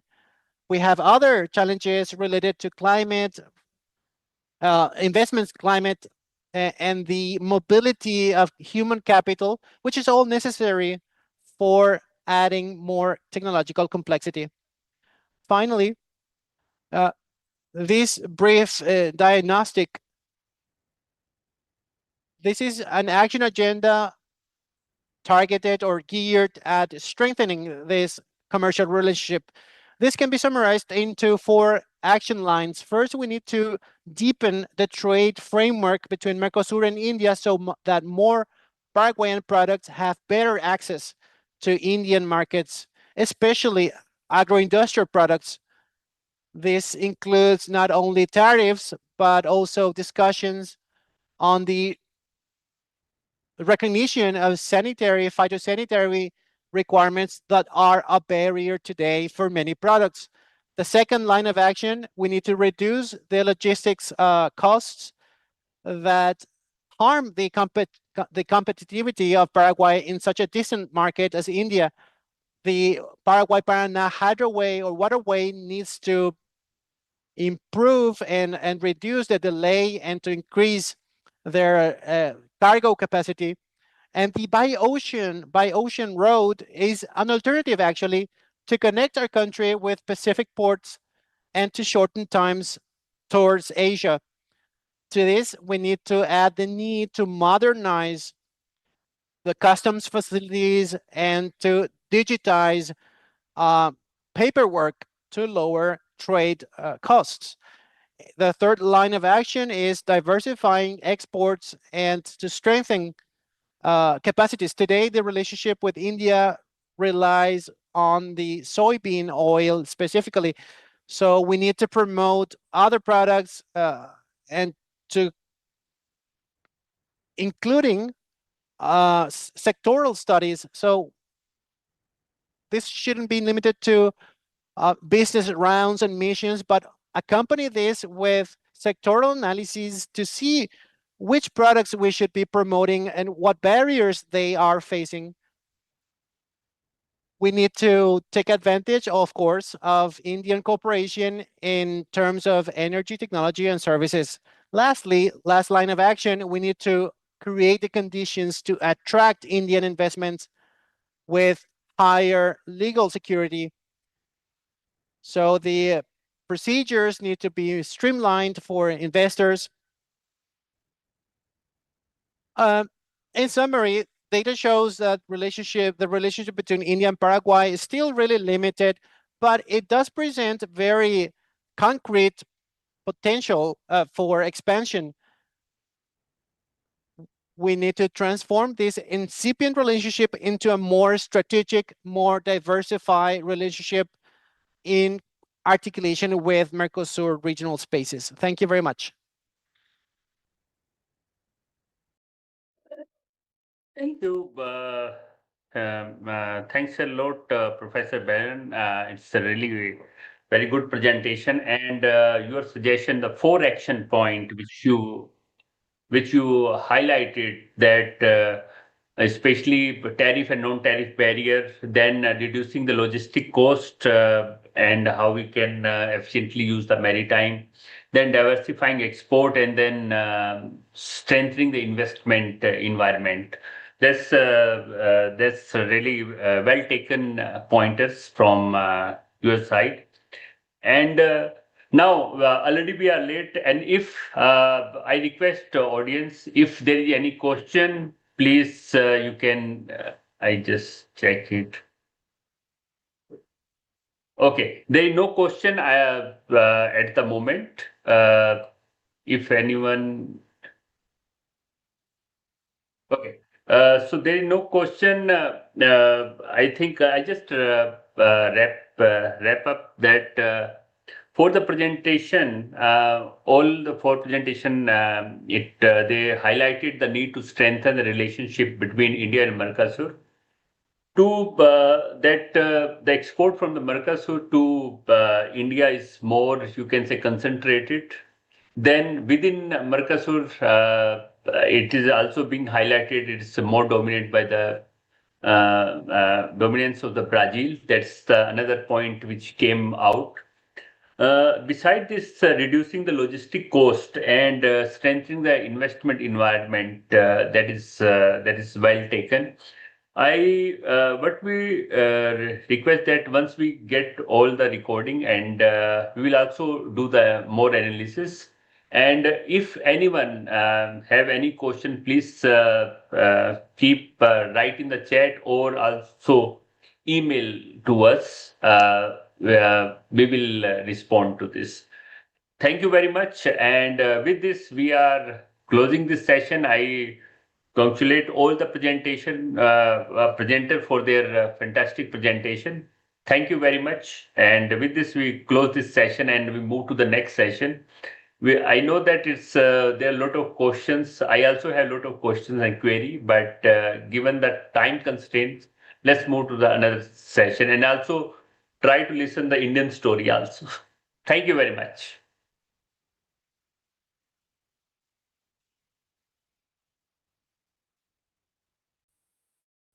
Thanks, Professor Sachin Kumar Sharma, for this panel.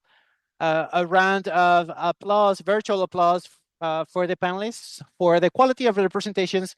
And now we start the next panel, the second panel, which is going to cover the topic of expanding the India-Mercosur BPA perspectives or outlooks and challenges. The panel will be moderated by Fernando Masi.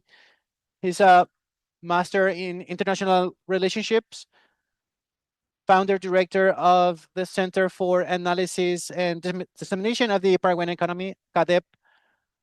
He's been advisor to the Ministries of Economy and Finance in Paraguay. He's been consultant to CEPAL, UNDP, and other organizations with over 100 publications on international trade. We give him the floor now, but before I want to tell the audience that all the questions you may ask in the chat after the end of the second panel will be commenting on those questions and giving the moderators and the panelists the room for answering those questions. So please leave your questions in the chat in YouTube. Go ahead, Dr. Masi, pleasure.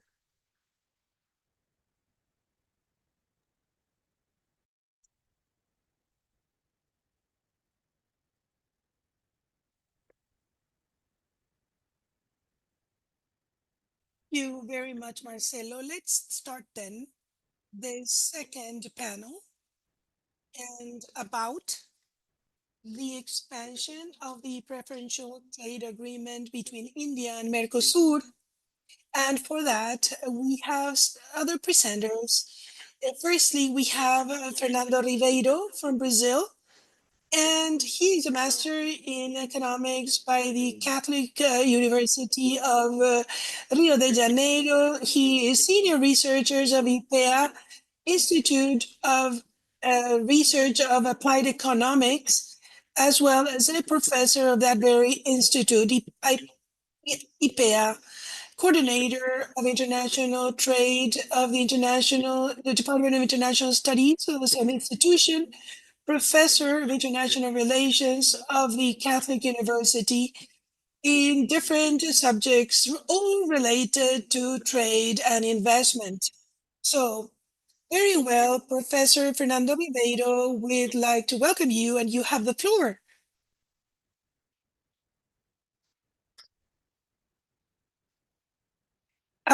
He is mute. If you can let him know that his microphone, very well.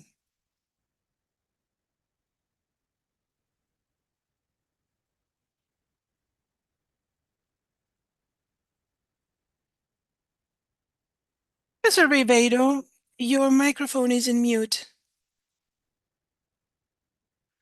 Hello.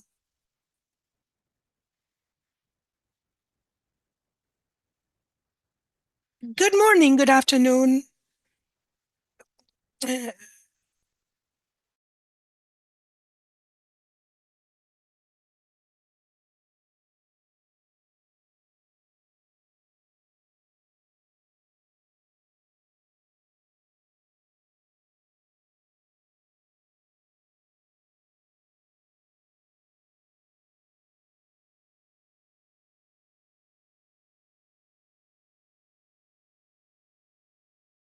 Nations around the world. So I think it's very important for Mercosur and for India, for many other countries to try to address the matter of trying to enhance the agreements to make any efforts that are possible for trying to balance the effects from this trade tension, especially from the US and also China. So my presentation will talk about the India-Mercosur Preferential Trade Agreement, some facts, perspectives, and challenges. And the Mercosur-India Preferential Trade Agreement was signed in New Delhi on January 2004, has been in effect since 2009, and we have negotiations underway to broaden the agreement.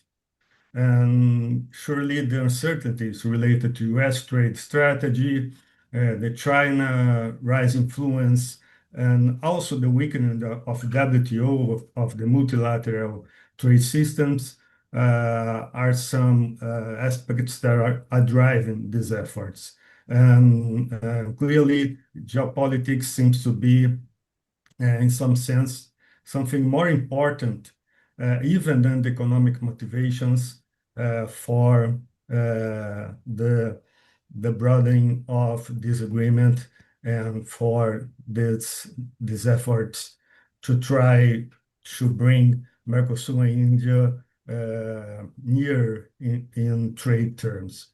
During a visit to New Delhi in October 2025, the Brazilian Ministry of Development and Trade announced a new round of negotiations to broaden the PTA. This was reinforced by President Lula during a visit in India in February this year.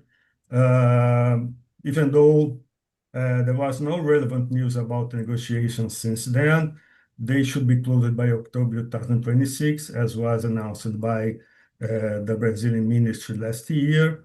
Mercosur website, there are no recent reference to this agreement or in negotiations, so we have to follow and see what will happen in the coming months.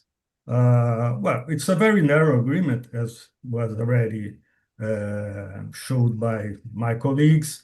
442 products offered by Mercosur and 349 with preference margins of only 10%, only 13 products with 100% margin. And by the Indian side, and 450 products, only 21 with 100% preference margin, and 286 with 20% margins. Mercosur represents only 1.4% of India's total imports, but in goods covered by the agreement, this share is 14.7%. It's a very significant number, but almost all of the covered imports are of soybean oil, despite of a preference margin of only 10%. This table shows India's imports from Mercosur, the total from Mercosur, the values from each of Mercosur country, and the total imported by India from all the world. We compare the average 2013-14 to the average 2024-25, the total imports, the imports covered by the agreement, and the ones not covered. So we see that in the average 2024-25, we had India imported $3.7 billion of the products covered by the agreement. The largest part was from Argentina, 2.3 billion, and Brazil with 1.3 billion. Paraguay and Uruguay, there are minor values. And in the last lines, we see the growth rates of each of the flows, the total import flows, the flows covered from the agreement. We see that the flows covered have 129% growth between the two periods. That's much higher than the 55.9% growth of the total imports. And here we show that soybeans are more than 90% of India's imports from Mercosur of the products covered by the agreement. So it's very concentrated.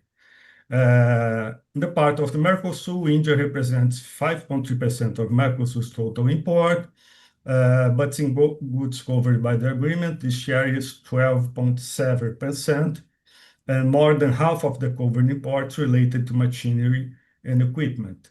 And here also we see the the value of the imports, the total imported from India by Mercosur, the total imported by each of the Mercosur countries, and the total imported by the four Mercosur countries. We see that in the average 2023-24, it was $482 million. And the growth rate of the total imports of the products covered by the agreement was lower than the imports of the other of the total imports. And here we see that more than half of imports are related to machinery equipment, but there are also imports of chemicals, of cotton, of furniture, and other. So it's much more diversified, though the total value is much lower than the value of imports made by India. It's important to see the tariff profiles, and India has a very high tariffs in agri-food products, and also in some industrial ones like motor vehicles, furniture, wearing apparel, leather, and shoes. While Mercosur is more protectionist in industrial sectors as a whole, especially more labor-intensive ones, textiles, apparel, shoes, and also motor vehicles, especially automobiles, and machinery equipment, furniture, and other manufacturing. And here you can see the tariff profiles by type of products and by sectors. And we see that India has very high tariff rates related to agricultural products, but lower than Mercosur in industrial products. And considering the sectors, we see the very high rates applied by India in agricultural products, forestry, food and beverage, and also in wearing apparel, leather and shoes, and motor vehicles.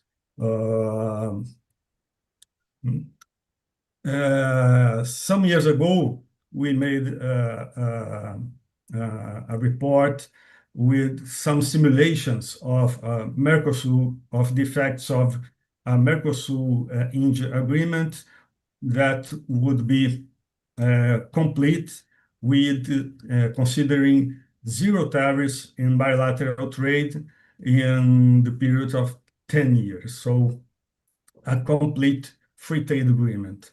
The effects from Brazil would be negligible in terms of GDP, 0.07%. The total exports would grow 1.2%. The total imports would grow 3.8%. And the most benefit sectors in Brazilian economy in terms of production gains would be non-ferrous metals, minerals, motor vehicles and parts, other transport equipment, food, ferrous metals, wood products, and agriculture. So we see basically some products that are related to commodities, but also in motor vehicles and other transport equipment, especially the airplanes that Brazil produces and exports.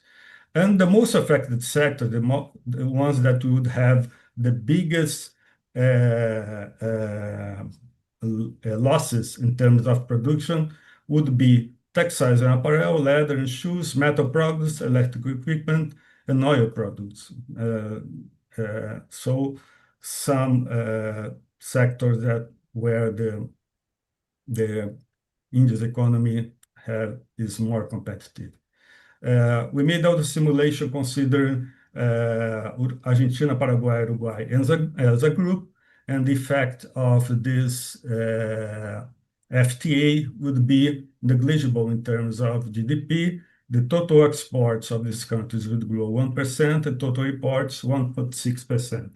And the most benefit sectors would be oil and gas, minerals, oilseeds, sugar, food, and beverage. So all of them products related to commodity production. And the most affected sector with the losers from this free trade agreement would be other transport equipment, electric equipment, vehicles, textiles and apparel, and chemicals. And consider the effects on on India's economy. GDP only 0.07%, total exports would go 1.2, and total imports 3.8. And the most benefited sectors would be textiles and apparel, chemicals, pharmaceuticals, electric equipment, rubber, and plastics. And the most affected, the one that lose the most would be oil and gas, meat, sugar, cereals, and other agriculture products. So this would be the effects of the simulation. We are thinking about new simulations, and I think that's very important considering the more recent developments in bilateral trade. So in the discussion of opportunities and challenges, well, the opportunities are related to that two big democratic countries, in fact, five, a group of Mercosur and India, with clear complementarities in their economic structures, as was already noted by my colleagues in the first presentations. The rapid growth of India's economy, the fact that India is not exactly an industrial powerhouse like China that could threaten the industrial sector in Mercosur. The effects would be much more specific and concentrated. Huge opportunities in agri-food trade and services, agri-food for Mercosur and services for India. The importance of diversifying trade relations beyond US, European Union, and China, especially in the current scenario of rising tensions. And yeah, it's true that the economic effect seems to be limited, as we see in the simulations showed. But the CGI model departs from the current state of trade flows that are very limited in volume and scope, below potential. So we have reasons to believe that the economic effects could be much more relevant, much more significant than the ones that were considered in these simulations. And the challenges, first, India's protectionist stance in agri-food sector and also in some industrial sectors. By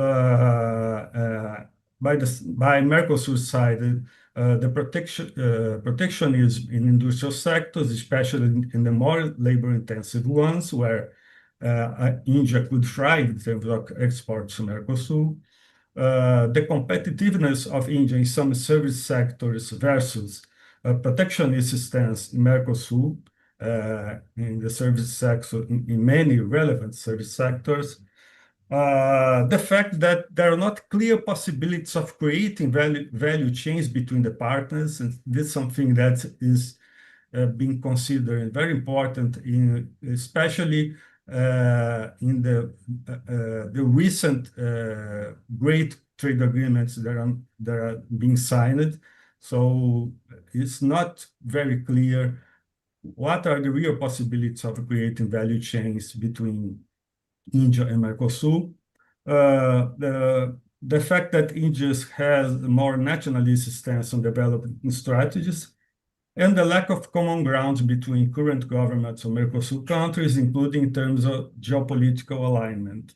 For example, the distinction between the alignment with the United States or the alignment with the BRICS countries. So this is something that can bring some difficulties for discussing and negotiating the agreements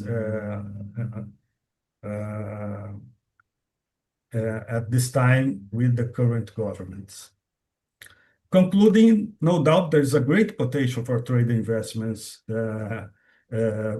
for growing between India and Mercosur, but the countries need to define clear strategies to explore this potential. We can see till this moment what are clearly the strategies, or what are the gains and losses and the real possibilities we can explore in the bilateral relation. It's necessary to deepen the mutual knowledge about economic structures, policies, and also cultural characteristics of the countries. And finally, the importance to develop more academic and policy studies to understand what actually are the greatest barriers to bilateral trade and investments, and so that we can tackle and we can bring these aspects, these greatest barriers to the table of negotiations of this broadened agreement. Thank you very much. Muchas gracias, profesor Ribeiro. Es una posición muy Professor Ribeiro, it's a really interesting position that of yours on the commercial relations of Paraguay and India in terms of the data you provided, Brazil and India probably, about the participation of this trade within the BPA, imports and everything that has to be with the tariff protectionism on both sides in Mercosur and in India, and about differentiated sectors in terms of this tariff protection. The results of the Institute is a very important exercise when it comes to, it's a key exercise, I think, to analyze the wins and the losses, winners and losers, see how this can contribute to economic growth in each country, both Mercosur and India. Finally, in terms of challenges and opportunities, the last point you mentioned, very important ones, actually, several points. Although there's fear now in large countries, especially like Argentina and Brazil, about competitiveness of industrial products from India. However, India is not, like you said, it's not an industrial powerhouse.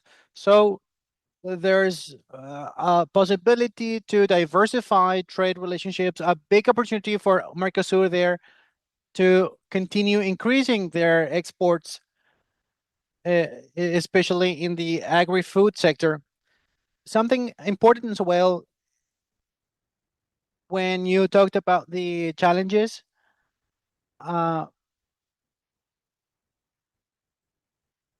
although India represents a way, like a path for diversification for Mercosur, so that trade is not really concentrated around China and Europe only. But a huge challenge is that there is no common ground. There is no common point between the Mercosur governments and India, in Mercosur countries, in terms of the projection, their projection strategies, because they have different geopolitical positions now in the Mercosur countries in relation to the US policy in particular. So this, I believe, is an important challenge, especially when it comes to diversifying trade relationships and when it comes to trying to understand a country like India a bit more. This needs to be studied more, this needs to be internalized more, both on the side of India and Mercosur. We need to know our economies, to learn about our economies and our policies more and more. We need more studies to provide this support needed for the negotiations, so that we can find ways to cooperate, such as we get a win-win situation between both blocks. Now, we'll go to the presentation by Professor.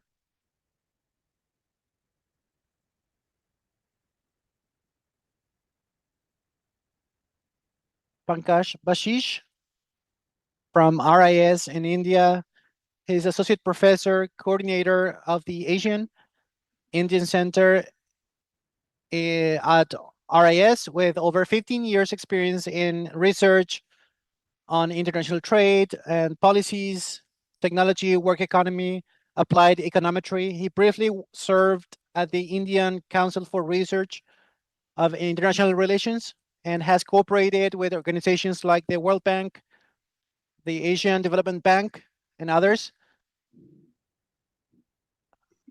He has a PhD in economy and he's recognized by his research on Indian trade, and with many books and publications. I give the floor to Dr. Pankaj Bashish now. Thank you, Professor Masi, for your kind words. I'm the last speaker, and we have seen 5 wonderful presentations. And since we all are talking about trade and investment between India and Mercosur country, so I'm afraid that most of the things I wanted to say has already been talked about. So please bear with me. I will be repeating few things. I will try not to repeat things, but I'm afraid that some of the things I will be repeating. Uh, so once again, thank you so much to my own organization, my DG, for giving me this opportunity, as well as to Professor Masi to be a part of this virtual event on India Mercosur economic relations and share my views. Uh, so in next 10 to 15 minutes, whatever time I have, I would like to structure my discussion about around these 5 broad things. First, I will be briefly talking about the background and architecture of current PTA, and then I will be kind of analyzing the trade between India and Mercosur in the context of PTA. The idea is to basically see whether trade has improved and there has been any structural change or not. And then specifically, I will be devoting a couple of slides on the effectiveness of PTA.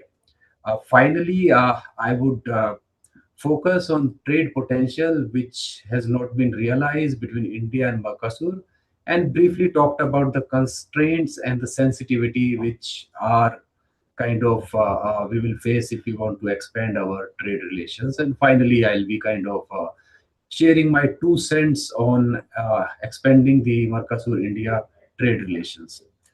So I think this slide actually clearly shows why India and Mercosur are important for each other. Uh, Both the region, if we put together, they account for roughly around 8% of global GDP. At the same time, we account for roughly one fifth of the global humanity. Of course, Mercosur as is at a very high per capita income level. India is growing very fast, and given the ongoing restructuring in the global economic system, these attributes provide us a solid reason to kind of expand our trade and investment relations. Uh, Now, if you look at the bilateral engagement between India and Mercosur countries, so India has been very quick to establish diplomatic relation with Mercosur countries at a bilateral level soon after we became independent. And expanding economic relation has been a topmost priority. Different joint trade and commercial commissions were set up to kind of expand the economic relations. They broadly focus on trade, agriculture, industry, and technical cooperation. But a focused discussion on trade started happening. Sorry, after the Mercosur came into existence. So India started engaging with Mercosur in 1995, and as my fellow panelists have already talked about, that in 2004 we signed a preferential trade agreement, and which has been operational since 2009.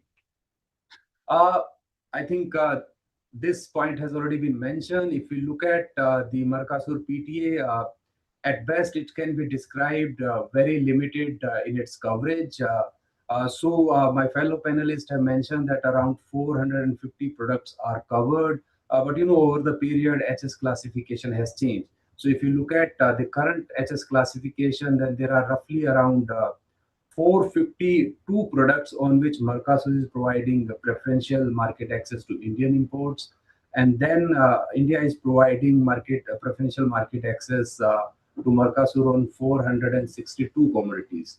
And then, if you look at the margin of preference, actually, majority of the tariff line on which Mercosur is providing concessional market access is concentrated at 10% in comparison to India. In comparison to this, India is providing a concession concession of around 20% at the applied tariff rate on majority of the goods. There are few products on which there is a kind of 100% preference is provided. Uh, and the tariff the coverage, we already know that it's primarily focused on the primary product. There is no inclusion of services investment, and by and large, this PTA lacks the modern FTA disciplines.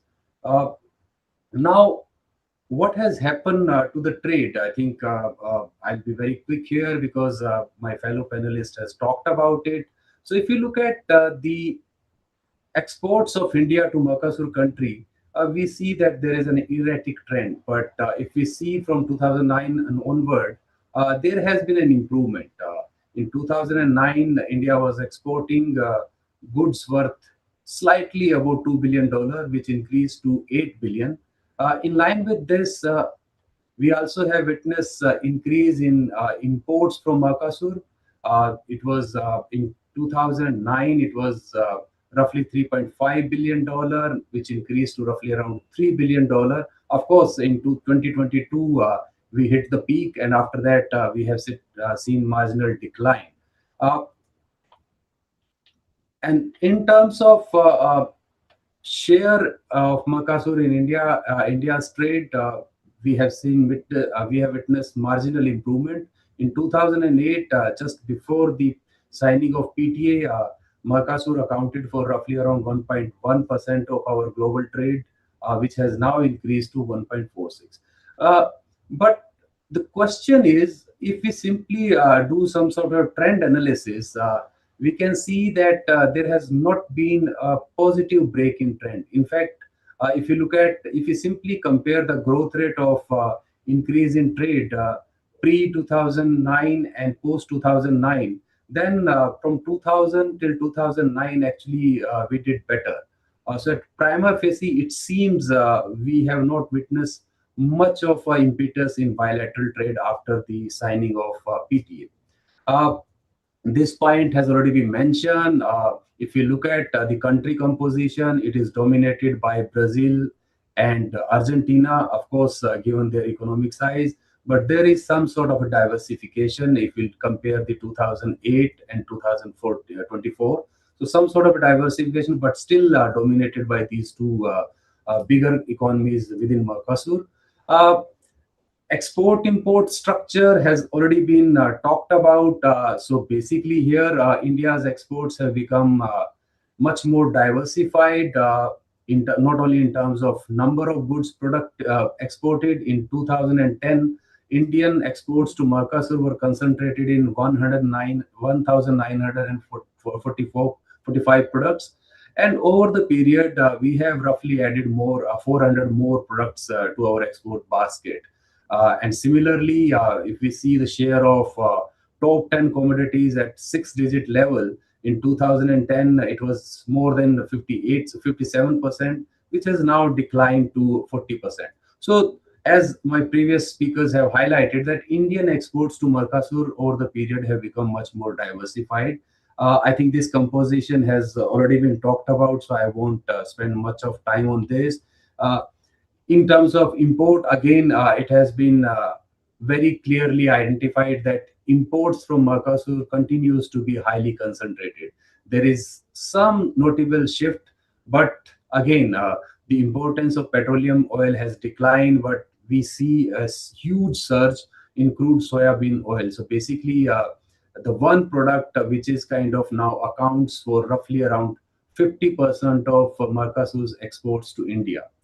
So in terms of import, there continues to be a very high dependence on few products. Now the question is, what has been the contribution of PTA in our overall trade? Uh, you know, as we know that the coverage of PTA is very limited. So what I try to do is I try to see what has been the trend of import and export in commodities on which we are providing preferential market access to each other, and then how what has been their contribution of these products in overall import and export. Now there I mean, actually, the story is not really impressive, because if you look at India's exports to Mercosur, uh, in 2010, this is the time when this is the first time soon after the implementation of PTA. These 452 products, their total exports to Mercosur country was at around $2 billion, and it has kind of remained stable at similar level with marginal increase. But as comparison to this, the total export has grown at a much higher rate. So the relative contribution of these products in India's exports to Mercosur has actually declined roughly around 50% to now around 26%. So basically, the interesting thing is when we kind of enter into negotiation for PTA, the tariff line which were included in PTA, they accounted for more than two-thirds of Indian exports to Mercosur, but over the period, their importance has declined. Uh, and one reason could be because the margin of preference is actually very low.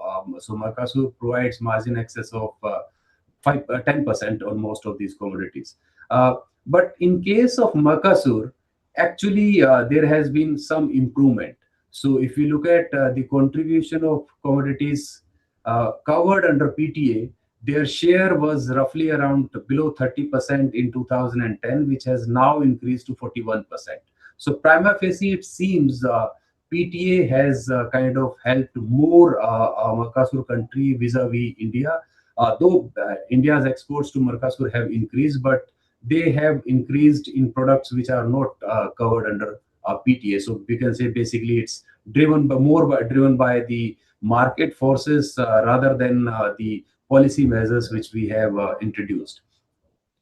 Now, another way to look at the effectiveness of PTA is to see whether these PTA provisions has helped India and Mercosur respectively to increase their exports, global exports.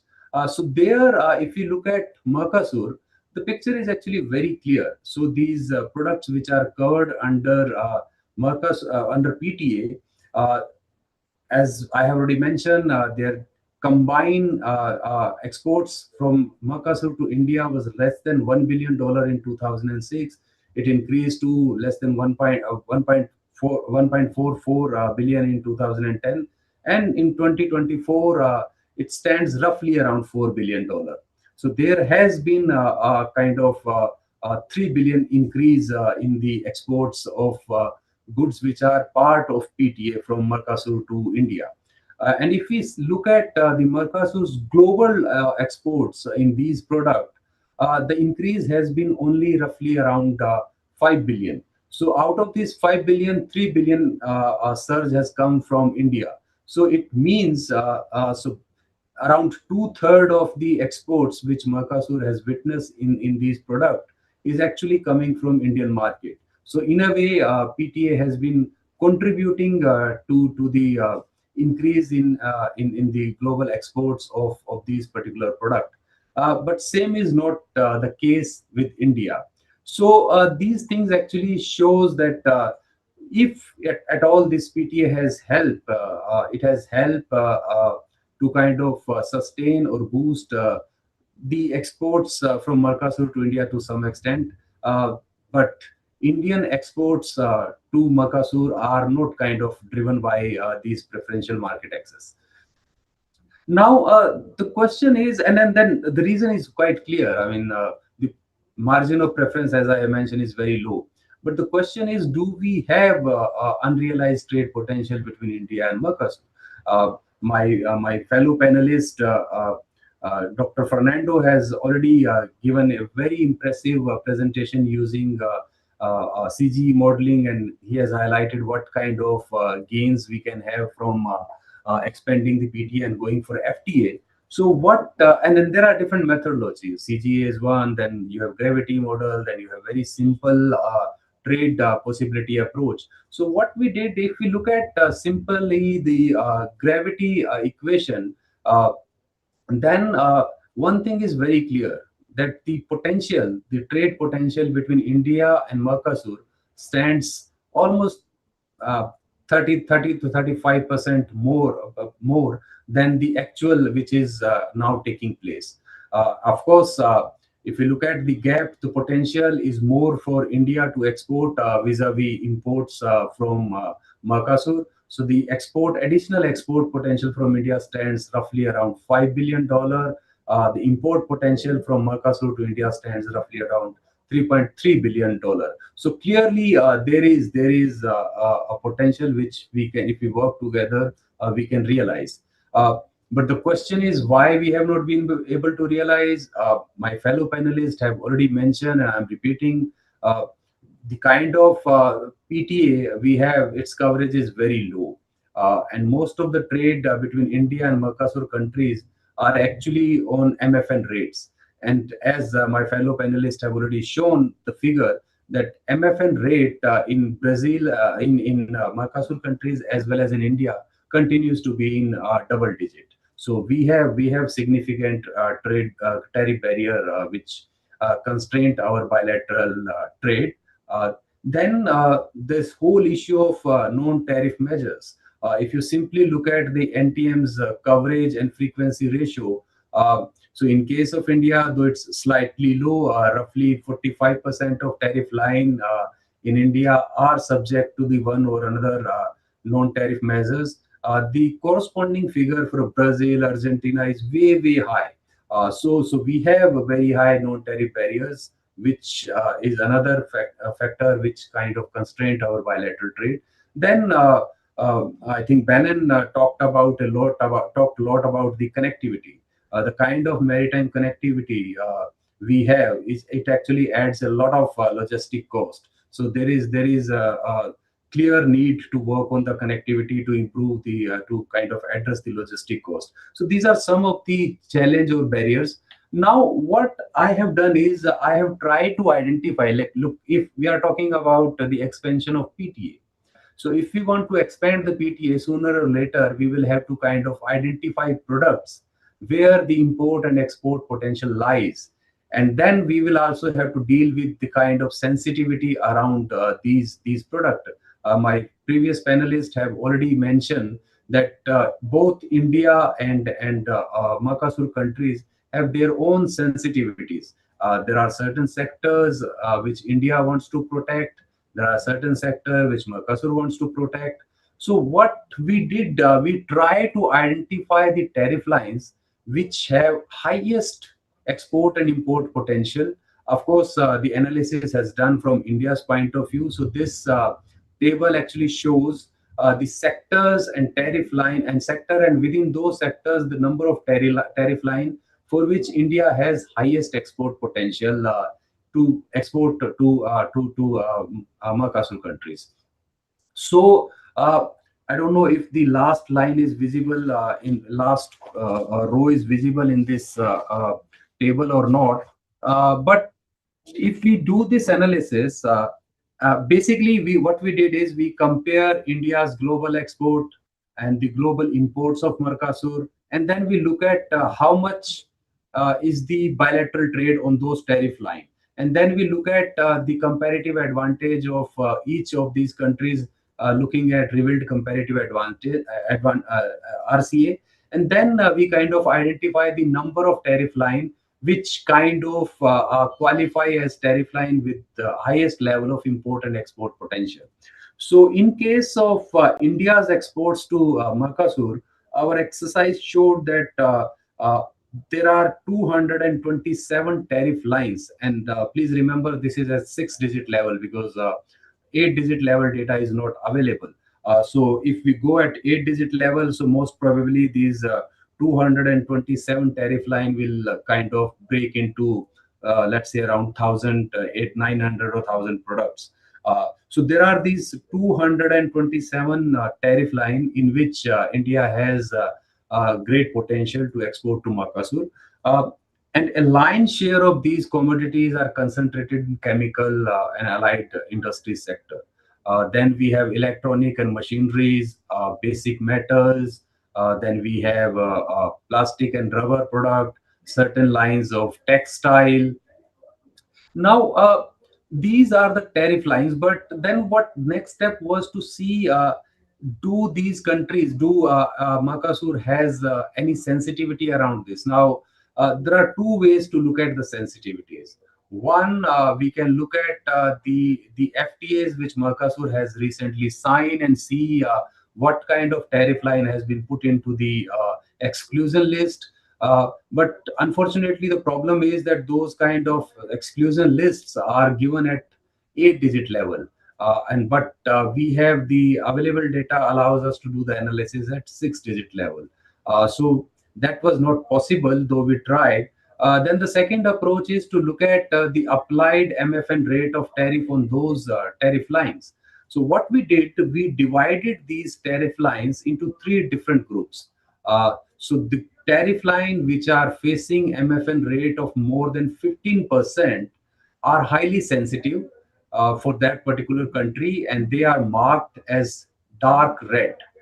Then there is kind of a medium level of sensitivity, and these are the tariff line where the average applied tariff rate, MFN tariff rate ranges from between 5 to 15%, and then the other non-sensitive where the tariff rate has been below 5. So if you look at this exercise, there is only mineral products where the sensitivity is actually not there. But there are other products in which the sensitivity is very high, especially in case of motor vehicle, as fellow panelists have already talked about, textile, then we have certain food products, then we have raw hide and leather products, then we have miscellaneous manufactured articles, ship and boats, arm and ammunition, precious metal, and footwears. So these are the sectors where India has a kind of comparative advantage, and it can export to Brazil, Mercosur. But Mercosur has relatively higher level of tariff protection. But if we kind of go beyond these, there are certain sectors where the sensitivities are not that high. So there is clear scope to kind of expand the PTA coverage and go for more deeper kind of a trade agreement to boost India's export. And similarly, we did the exercise for imports from the Mercosur country. Again, there is only one sector where the which has the potential, but the sensitivity is not there. But the important part is that as far as Brazil's the sectors which have higher level of export potential from Mercosur to India, the top, let's say 4, 5, 6 group, there India doesn't have very high sensitivity. The tariff rate is below 15%, but at lower end it has. So there are certain products where we have significant scope to kind of expand our PTA and improve our bilateral trade. The important thing is, though we have these sensitivities, but if you look at the recently signed FTAs which India and Mercosur have signed, let's take the example of EU. So India has kind of shown kind of indicated that India is now is willing to kind of go beyond those sensitivities and even open the market in sectors which were earlier kind of closely protected. So things are basically changing. So there are I think if we meaningfully engage with each other, we can actually overcome those sensitivities. And this is mostly because we know that this point has already been emphasized by fellow panelists, that the global trade dynamics are changing rapidly, and they are kind of pushing not only India and Mercosur, but all other countries to explore or kind of go for different realignment or different trade agreements with different countries to kind of ensure that their interests are taken care of. India's FTA strategy, if you look at, you will find that India is kind of now going for the FTAs in a big way. Similarly, if you look at the number of FTAs which Mercosur is kind of has signed recently, it has increased. Plus, there is a great scope for India and Mercosur to kind of ensure supply chain resilience and diversification if they enter in a more meaningful and deeper trade agreement. We know that India at bilateral level is engaged with certain Mercosur countries to ensure critical mineral security. So if we kind of expand and go for a deeper economic partnership, it will be more beneficial. And after all, the last point basically is South-South cooperation. So Mercosur and India has been championing this cause of global South, increasing the global South cooperation. So that's provides another reason why we should kind of thinking and looking for more meaningful trade agreement. So the way forward, I think there is a, given the prevailing geo-economic environment as well as the unrealized trade potential between India and Mercosur, there is a need to expand the PTA coverage. It's better if we add more lines and increase the margin of preference. Then we will have to also start thinking about the non-tariff measures. So can we kind of think starting a dialogue mechanism to address these concerns? The custom operations, I think it was Bevin who highlighted that it's about time that we increase our cooperation in custom. We can do a lot working together to improve the trade facilitation. It should definitely focus on the digitalization of custom operations. India has done remarkably well in this. Mercosur countries are also doing great. So maybe we should kind of start working in this direction and think of interoperability between the national single windows of our custom departments. Then there is no doubt we need to improve connectivity given our distance. If we improve our connectivity, it will definitely make the trade more competitive, and it improve the bilateral flow. Then maybe though we are talking about the PTA expansion, and as of now the discussion is only about PTA expansion, as one of my panelists talked about, that maybe we are looking expansion from 450 tariff lines to 2000 or 3000 or tariff lines. But I feel that it's about time that we should start thinking uh, for moving towards a broader economic partnership.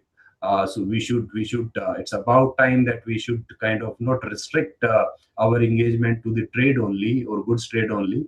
It's about time we start discussing about services. It's about time we focus on the investment. It's about time we explore more opportunity in terms of labor mobility. It's about time we start thinking about what we can do in terms of energy security. So I feel that there is a strong complementarity for India and Mercosur to work together and expand economic relation. So this is it from my side for the time being. I'll be happy to take any question. Thank you.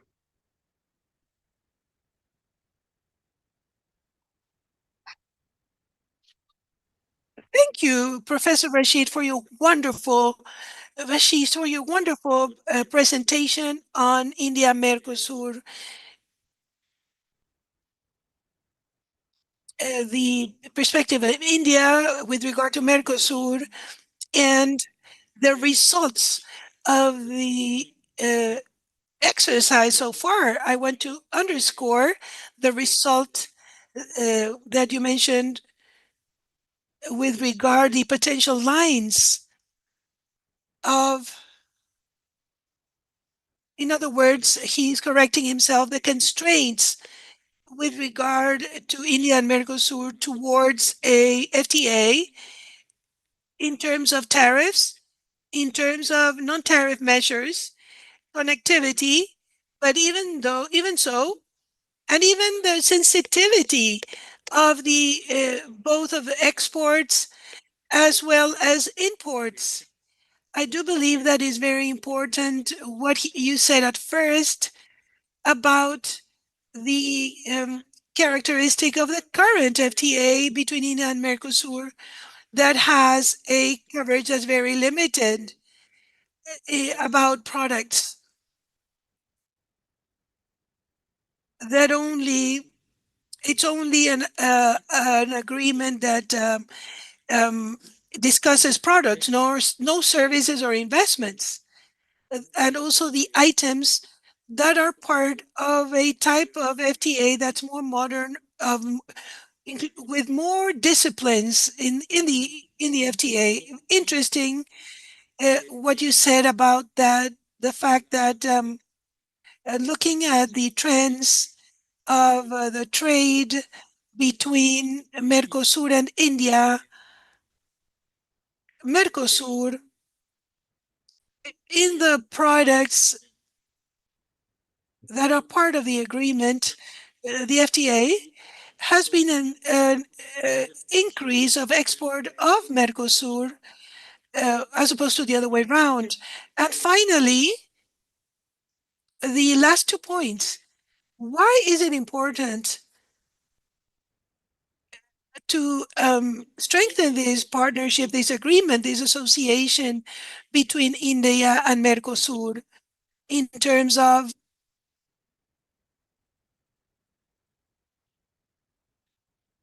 increasing the products to be exported and the diversification of value chains and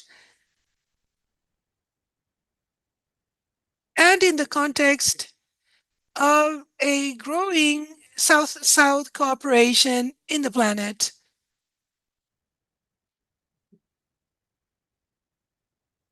And also, very important, your recommendations. And I want to underscore uh, the recommendation of beyond expanding the FTA and establish strategies for reducing non-tariff measures. I want to underscore what you said about moving towards an association that is broader, a broader economic partnership that will include other aspects as beyond those that are just commercial. A cooperation between two blocks, an emerging bloc like Mercosur and an economic power such as India. Thank you very much, sir, for your presentation. Very enlightening. Very well. We would like to thank Professor Fernando Masi and as well as the presenters. We would like to congratulate them for the quality of your presentation. A round of applause, a virtual round of applause. And with that, we would like to conclude our event. We would like to invite invite Mr. Fernando Masi and Mr. Sachin Kumarasarma to provide some closing remarks. And we will be closing our events. Very thankful for everyone that has attended. We have in fact, run out of time. So there is no more time for questions and answers. But of course, we are looking forward to your questions via email. We are all ready to respond all of your questions. Professor Sachin Kumar, you have the floor. for your concluding statement. And after you, Fernando Masi, thank you all for your participation. Thank you, Marcelo. It's a really fantastic and impressive presentation and the second session. And overall, if I could talk about the overall event, few things have come emerged that there is need to strengthen India and Mercosur relationship. There are a lot of potentials are there. In terms of trade, tariff and non-tariff measures are the major challenges. One of the things is there. Another is that logistic cost, because given the distance between India and Mercosur country, that how we can reduce the logistic cost, how we can diversify our export, given the fact that no doubt in the presentation came out that India's export are a bit diversified in terms of the composition of product. But in terms of Mercosur, how we can, what are the potential and how to diversify these things. Given the fact that India is also doing a lot of free trade agreements, given the fact that we have with India, AFTA, then with India, European Union. So if that is a trend, so I think this is a good moment to work on this, how to strengthen this. And I also congratulate Fernando as well for his study by using the GTAP, CG modeling, GTAP. It also shows that there is a lot of potential if we assume that maximum trade tariff liberalization, that's the shock he has given in the CG modeling. Overall, it's a very fantastic and it also a good opportunity to meet all of you. Thank you very much. And this is not, we can say that bye bye, it's the start, is a starting point. We will need to work together. We need, on the behalf of RIS, we are committed to strengthening India's relationship with the Mercosur and also the bilateral relation with each country. Thanks once again. Thank you, the embassies. Thank you, everyone who have participated here. Thank you very much. Namaste.